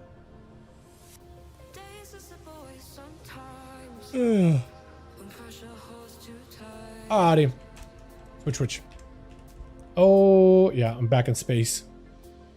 Why did they think to give this place a skybox? Or maybe they just reuse like the Dalaran skybox? Because don't you get like a space looking sky when you do a quest or something? Where am I? Where are you guys actually? Oh my god, I'm actually so far out. Yeah, you can see them moving a little. I'm trying to see if I can move the camera to them. Oh yeah. I was literally out of balance. That was weird. Got us Scurdy on this team. We got us Lemon. We got us Radimus, Rickmeister, as well as Zuko over in the back. Everybody's looking a little cramped in these pipes, but we got us Cracker on this team. Nesmeshka with Rhetoric on this team. We also got Telrion back in play and a lot of shit. It looks like the Paladino finally gets to be the first one out versus Radimus, or is it not Radimus? I don't think it's Radimus. Or is it Radimus? I don't know if it was supposed to be Radimus. Maybe it is Radimus, but I think it is supposed to. Now it's Radimus. Stun out. Radimus does have adaptation for this one though. So a lot of shit will only be able to get a proper full stun every second stun onto Radimus. And him being a Blood Elf, he won't be able to break out of every other second stun. So actually, he got a nice way to get trinkets, get more usage out of his trinket, get more mileage out of it. For Radimus though, he's supposed to be very. Actually, no. Radimus can actually probably, if he plays this correctly, Radimus can actually use Blessing a Saint for one Hodge and adaptation for the other, so he basically never has to sit up full CC outside of a blind. Does not Blessing a Saint this you have to use a cooldown here. Taking a lot of damage though, might be in a bit of trouble. Lay on Hands does get used. A lot of Shik able to force out a big defensive out of him, and a lot of Shik is going to go for a bit of self-healing while still staying predominantly aggressive. Try to see if you can start plinking away some pieces of health from Radimus' health bar. Try to see if we keep making a dent into it. Next stun is going to be huge. A lot of shit can trinket, does go for the normal human racial actually, not a normal trinket. Blind immediately. So Radimus will have adaptation for the next Hodge by a lot of shit. This is going to be a-okay. Or if you're blessing a Saint, adaptation is available for the next one. That's fine. That's perfectly fine. He still has adaptation for the next one. So you always will have a cooldown for one and the other. So now he was able to sync Blessing a Saint with a Hodge. So as long as he uses Blessing a Saint or cooldown, it should be up by the time Hodge is up. He's going to be okay. Radimus, however, is having to use immunities right now. Magic immunity from Spell Warden does put him in a rough spot. Is going to be a full Wake of Ashes. Perfect opportunity for you to make some damage versus a lot of Shik. Also the Big Hammer, possibly doing some damage. But Radimus' health is not looking that good. He no longer has a Lay on Hands. But a lot of Shik still has always cooldowns to work with. Hodge and Radimus is playing defensive. Maybe looking for a bubble here. A lot of Shik so far is playing so aggressive. He's not really trying to play super defensive. He is going to heal now that bubble is out by Radimus. But it seems like a lot of Shik is just focused on just raw damage until he actually has to heal. Like, actually, absolutely has to. Blessing of Saint, a lot of Shik is able to stop that Hodge completely. Radimus should have a Blessing of Saint coming up his own. He should be able to time it perfectly. Should be able to use it anytime now. Spell Warden, he knows it's going to be Hodge. He knows it's going to be Hodge. This is why a lot of Shik is actually going to delay his Hodge. Being very, very careful with that spell, Blessing of Saint. Very, very good of him. Very good of that man to delay it as best as possible. Radimus though, he's in an okay spot for the time being. He's okay for a little bit here. Radimus, not okay. Next Hodge will not be able to break out of it. Actually, yes he will. Yes, he will be able to break out of it. But Radimus may have to go full defensive here. He may have to go full self-heal. He may just have to go full recovery. We're only 3 minutes into the match, but the dampening is going to start to ramp up little by little. So this is where the Paladins, who have a lot of self-healing, are now going to start to take a little bit of that healing reduction. Slowly but surely. So it's gonna come down to who wins here. It's hard to tell. Immediate adaptation out of Radimus. Hopefully he'll be able to re-sync his Blessing of Saint together with a Hodge over a lot of Shik. But he may not have the health bar to make it happen. He's getting hammered immediately. Bubble out for a lot of Shik? That is a very aggressive use of bubble. Very incredibly aggressive use. I think he decided, you know what, I'm just gonna bubble, put it on cooldown, hopefully have it back up by the time I really need it for the next competitor. And just hammer in damage into Radimus, but it looks like it just isn't enough. A lot of Shik is taking a decent bit of damage himself. Radimus' Blessing of Saint is up. If he uses it here, he'll be able to counter the Hodge. Does he have it? Doesn't use it, unfortunately, so it's going to be full Hodge, and a lot of Shik is going to be able to get aggressive shield events out for Radimus, so at least he's got a way to cover himself a little. Shrink it out for a lot of Shik though, so he's going to be a-okay. Unfortunately, my chat bar is going to be at the bottom left here. I don't really know if I can I might be able to reload to remove it, which I might try after this match, but I just don't know if it's gonna brick things. It may brick things. Possibly. Potentially. I think Radimus is dead, yeah. Radimus unfortunately does go down. Okay, I'm gonna try reloading to try to see if you can remove it, just so it's not distracting. There we go. There we go. Now we're good. Zuko is gonna be up next over the team 2. Unfortunately, Radimus does fall, but Zuko is up next on the stands, ready to go, with a lot of Shirk trying to get some sort of damage, some sort of pressure here. Zuko trying to see if he can get himself just an angle, because he needs to get the army of undead on a lot of Shirk, but if he's just going to keep hiding him out with the consecration slow, you won't be able to do much. You really just got to find a way to pincer him down. Try to see if he can really send in a couple of pets, a couple of pressure. Hodge, that's going to be IBF. I think it's an opportunity for Zuko to get all the pets in play. As long as he can let those pets attack a lot of Shirk, he's fine. Zuko, I don't think he needs to be there. Pets are doing all the work. Pets are doing all the work. Keep him next to the pets. You gotta just keep him next to the pets. Just keep him next to the pets. Let the pets do work. Zuko is trying to see if he can chase up and catch up to him, but he just gotta let the pets do work. They are cranking. Let him cook. Let the pets cook. The pets are cooking. Let him cook. There goes the short stun. Zuko is still trying to see if he can get himself an angle as well, so he can add his damage to the pets. But I feel like if he just kept them right on top of a lot of Shirk, like this guy, he's melting behind the pillar. Shield of Vengeance, I feel like Zuko may go down here. He does have Death Strikes, but Death Pact unfortunately does secure a win for a lot of Shirk. Just denying any kind of healing for Zuko. It does give you a bunch of health to work with, but it's borrowed health. Borrowed health. That's going to be ONYXIA, but immediate trinket out for a lot of Shirk. Back it away. Yo, this Paladin, dude. So far, he's playing very, very aggressive. It's not like he's really going for a lot of self-healing. He's playing super aggressive, but he's like properly using his health as a resource, right? As long as that thing doesn't hit 0, he's fine. So if he doesn't have to heal a lot of the times, Leo enhances, it's about to get low, trying to avoid touch of death. He's just gonna go for damage. Can't do much here. Blessing a Saint. Any healing you got? Any healing you got? Got mobility. Trying to see if I can walk away. Lemon trying to get him low enough in the touch of death range, but Lemon is taking hits after hits. Touch of death, maybe. A lot of Shirk trying to see if he can escape it. Hand of freedom just for movement. In cap. Oh, does catch him. Just gotta get him low enough. Paralysis. Takes him out. Lemon, unfortunately, is walking into this duel with not a lot versus Telrion. Spear, unfortunately, does not connect. Lemon being an orc, he doesn't sit stuns long at all. That's going to be charged with ONYXIA and a leap by Telrion. Got him some Blade Storm. I don't know if Lemon can do anything about it.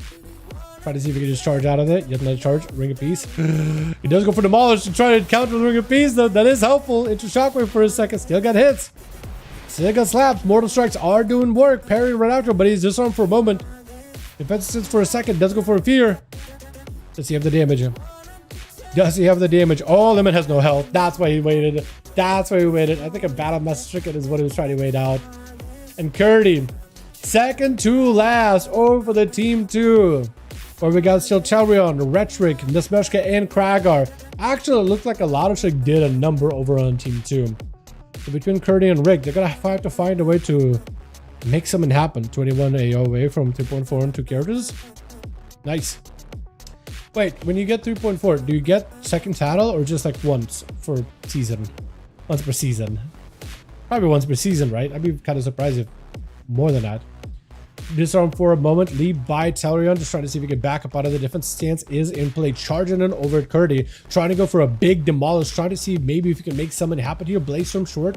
Or Proc Blaze Storm by Curdy. Trying to see if he can chop right through it. Telrion. I think Telrion is the one getting speared. Yep, Telrion is the one getting speared. So he's going to need to use something, anything in order to keep himself alive.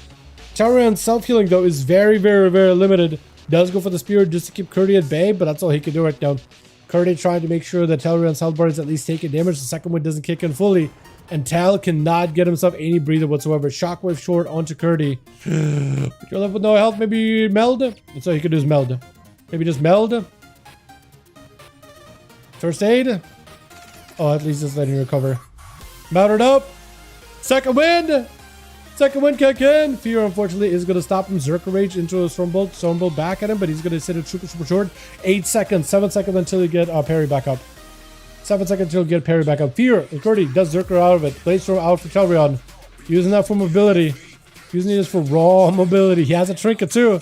Hold on, Telrion. Dude, whatever Telrion can stay away from Curdy, he's recovering some health. Even a little bit. May have to parry this. May have to go for full parry. I think it might have to be able to play Avatar. Try to see if we can live a little bit. Curdy so far hasn't pressured him. His health is recovering some health little by little. Just waiting for a parry until really needs a disarm on his demolish. Super unfortunate. May have to go for parry. There goes the parry. Does Curdy have an answer for this? Talrion actually has himself a full opportunity to just keep pressure. Full parry with damage reduction on top of it. Curdy is in the execute stance. So is Talrion. Both are so low. Strong bolt by Tel. Has he got one more hit? Leap. Charged by the other warrior. Both are so low. Does Talrion just go in? Damage? Battle stance? Oh, I feel like Curdy, if he did die there, I think that was cheat death there, right? Did Curdy cheat death? Did Curdy proc cheat death? Well, no, for certain here. Curdy with a spear. I think he proc cheat death there. Yeah, that's a cheat death proc. Krager knows he just needs to walk away though. Man. Man, oh man. Yeah. That was close. That was so close. Yeah, ARMS warriors don't have it easy in duels at all. Like, Fury can kind of sort of do stuff. ARMS used to be able to do things, but it's definitely not easy. Definitely not easy. I'm wondering if this map will be a little bit better for Krager, because Fury versus Demonology Warlock, it is a very lengthy duel. Although we are going into pretty high dampening. We already had 54% dampening into this duel. So there's an opportunity for Krager to possibly maybe leverage that. Although I feel like that's going to be advantageous, at least for the time being, for Rick, because Krager will have limited healing. But I am wondering, maybe a smaller map, and the fact that Rick cannot recover health as efficiently might help Krager in the long term. It looks like Rick Warlock Hellstones are also a little bit different. He's running some different Hellstones. He's not running the Hellstones, or maybe he, oh, he does have the red ones. He does have the red ones. Okay. Had the wrong ones for a second, but he does have the red ones. Never mind. Big Port is going to be used. Leap by Krager. Fear is used as well. Stormbolt right after him. And Rick is at least going to take some damage from it. Mortical out onto Krager.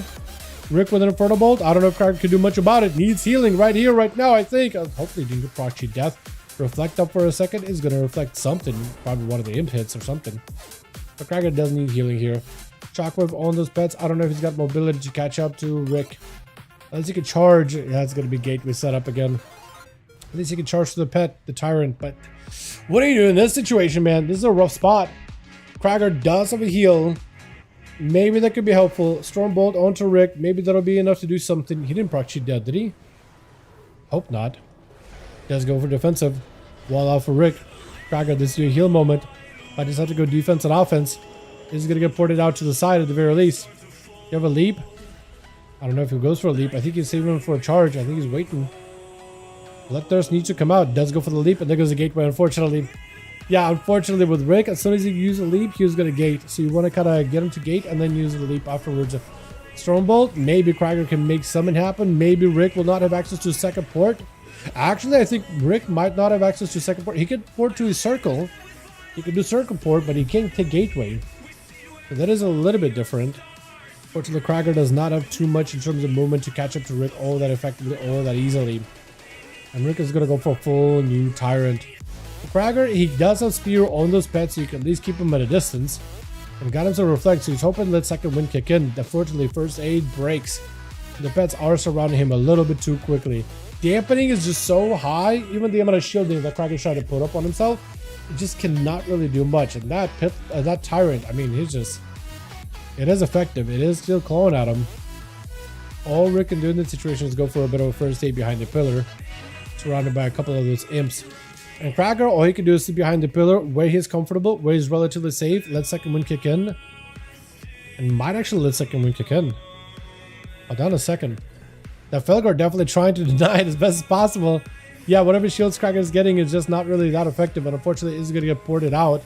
So Rick is trying to see if he can force Krager out in the open. Mortical on his charge. Stormbolt is going to go for a trinket, but unfortunately Axtos immediately is going to connect. Does himself a leap with a full wall available. Fear to follow. Rick does himself Shadow Bolt. Oh, I just don't know how it's going to go, man.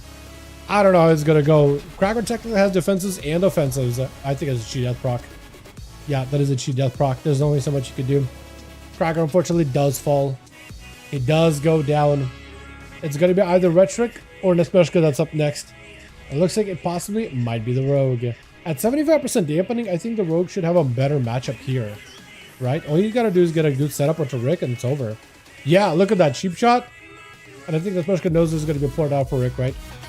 Rick AoE feared. He AoE feared, expecting Rogue to be there. Nope. Caught him. Damn.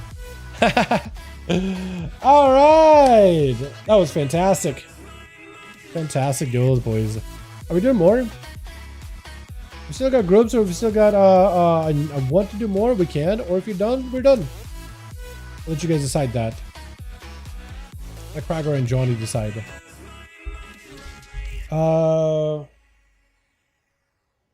Hero said you told him to go play with us.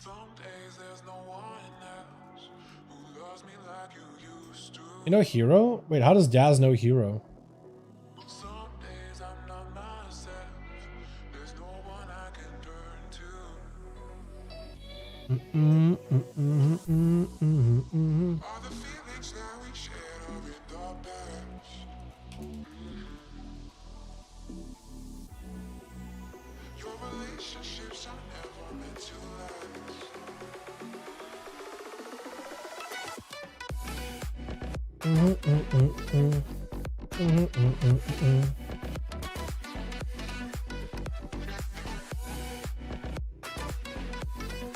I didn't realize Daz plays with Staz and Hero. Crazy.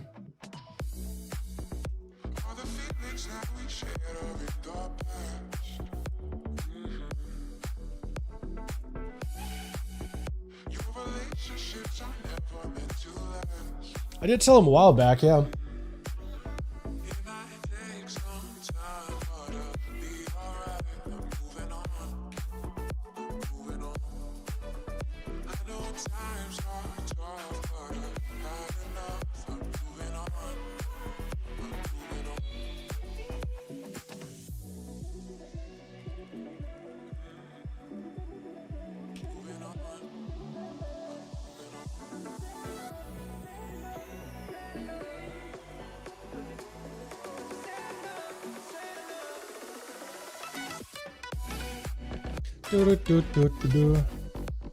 Are we going more, or are we done scheme? Let me know. Let me know, because Johnny is ready. Was the last? I have no idea. I'm waiting for Krager. I'm waiting for Krager to let me know. I was just reading the side message on BNet. Apparently Daz, who's a shadow priest in our guild, he's apparently been doing keys with Hero, the Rogue, and Staz, his girlfriend slash wife slash fiance. I'm not really. One of those. I'm pretty sure those are getting married, if not married already. Yeah.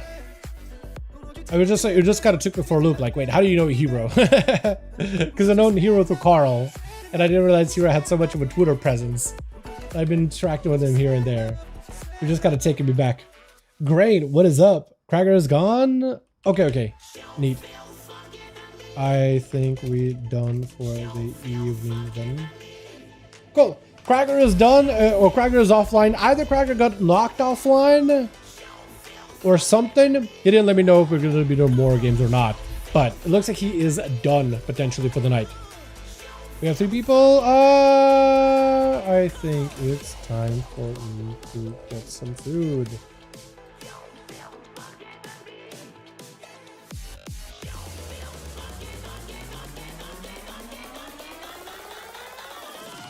Yeah. I think it's, well, we'll call it. Yeah, I think it was going to be last, Rick. I think it was going to be last.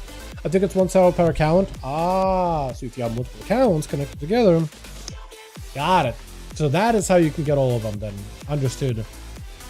Money. Buy to win, huh? Although I'm sure they'll just add those like 6 mounts. And they probably won't update any new mounts to that list for like at least 6 seasons, right? They're probably going to let people get all those mounts from those saddles and then add new ones from time to time. I think it'd be kind of cool if they added like recolors of like other season mounts, or added, I guess they added all of them already. But I guess they could add ones from War Within too, couldn't they?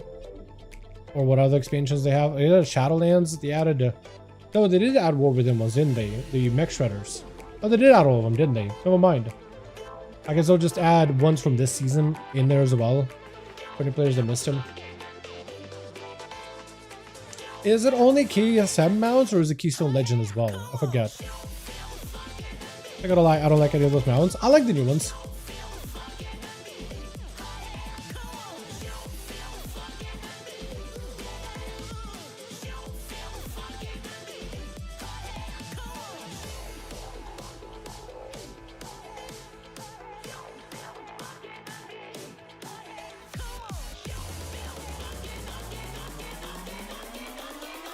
Yeah, I like the purple mech. I mean, it's cool. The recolors for Goblin Shredders, I kind of get it, right? There's all these different Goblin cartels, and you get a, Goblin cartel recolor. I'm surprised so many people got the Shadowlands one, the Cerulean Deathwalker. I guess like the Deathwalker is a cool mount, but I was just so over them from Shadowlands. So maybe if you didn't play in Shadowlands, you thought, oh, that's sick, it's a Deathwalker, right? But I feel like at that point you would get the purple one or the red one. But the one that they added, I was just like, it looks like season 2, like a slightly different shade of green or blue. And it basically is. It is a different shade. No,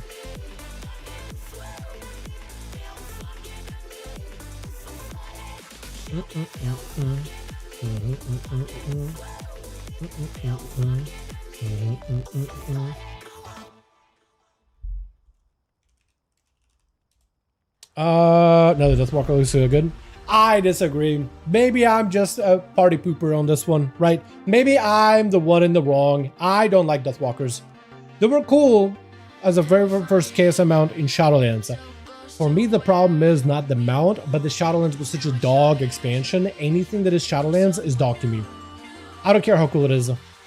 It needs to take a lot longer for me, so a lot more time for there to be before I'm like, okay, these are fine. These are all cool. These are all great. It's like Warlords General. Like, you're never gonna tell me like, oh, garrisons were actually cool. I'm never gonna believe that. It's gonna take or really enjoying much in terms of WoD stuff, right?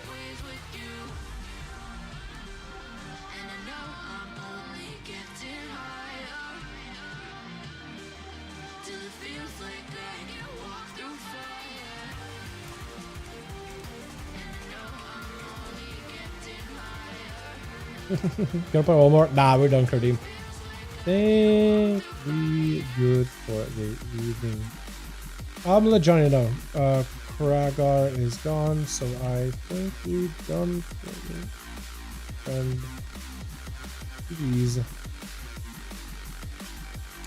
The moment Blood DK tier becomes testable, best believe you are seeing me and take everything. Please, man, please. I was having a hard time looking for tanks. Plus, apparently you can go test all the new dungeons now for the season. That's gonna be fun. You don't just do that new one, but all of them. Oh, that's also gonna be. I am hoping to do a bunch of tuning to make those dungeons like super easy, because I feel like Ruby Life Bolts could be absolutely atrocious. You know.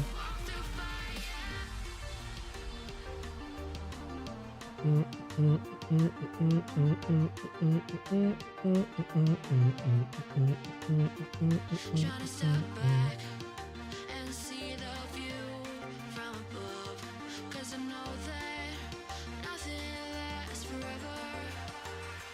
And I try to crack this iceberg open till it shatters through the ocean. I wanna make shockwaves. I wanna make shockwaves with you. Gonna move the ocean current till the waves flood what's been burning. I wanna make shockwaves. I wanna make shockwaves with you. Shockwaves with you. Shockwaves with you. Shockwaves with you. Shockwaves with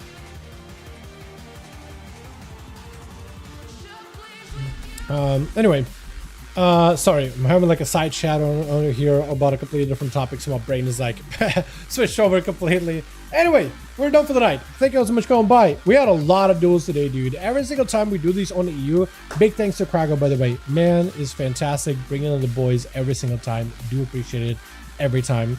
But yeah, we had a lot of duels, man, on the EU. It's been fantastic. We haven't done this many on NA. In fact, we just haven't really done NA duels, but it's not like I'm gonna go force them, right? There's no point.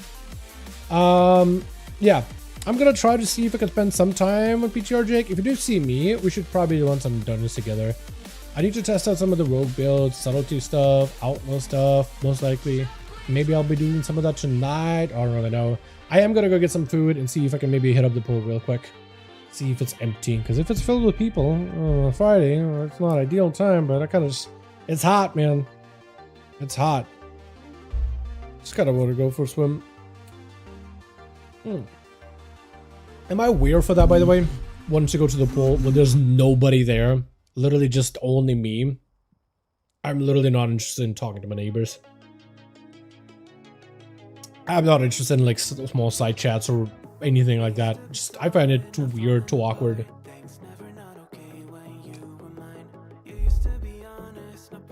I gotta be weird for that, right?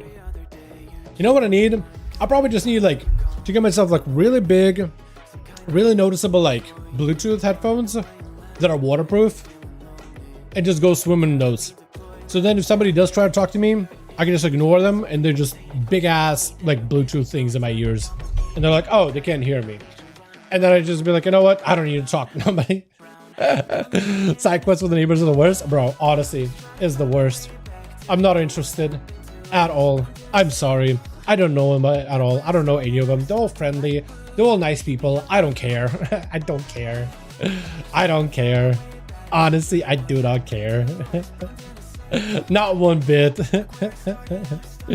You know, honestly, the best time that I had outside when I met someone, it was a little small calico cat. I gave it some food and I petted it a ton. It almost adopted it, but I was like, you know what? You're someone's cat. You're way too pretty looking. You're way too like groomed. Yeah, you were a little skittish of people, but like you gotta be someone's cat. So like, run home.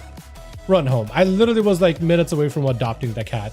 Literally found it in the middle of the night, 12 in the morning to 1 in the morning. I was like, what are you doing? He's just running around, just like chasing bugs and things. Wanted to get close to people, but wasn't enough to like be pet. Nice distance, but never far away. So when I walk somewhere, it will always kind of follow me, be like 6 feet away at all times. Walk to it, it starts to walk away. Walk away, it starts following within 6 feet. Like there's like tethered. It's like an escort quest. Speaking of quests, literally an escort quest. But yeah. Anyway, guys, have a good one. I'll catch you over next turn. Alrighty, boys. Alrighty. Peace.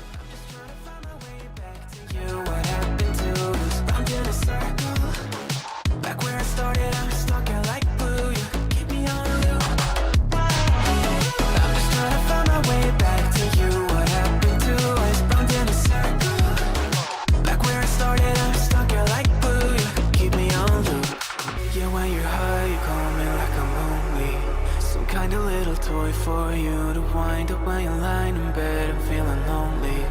I'm tired of being deployed like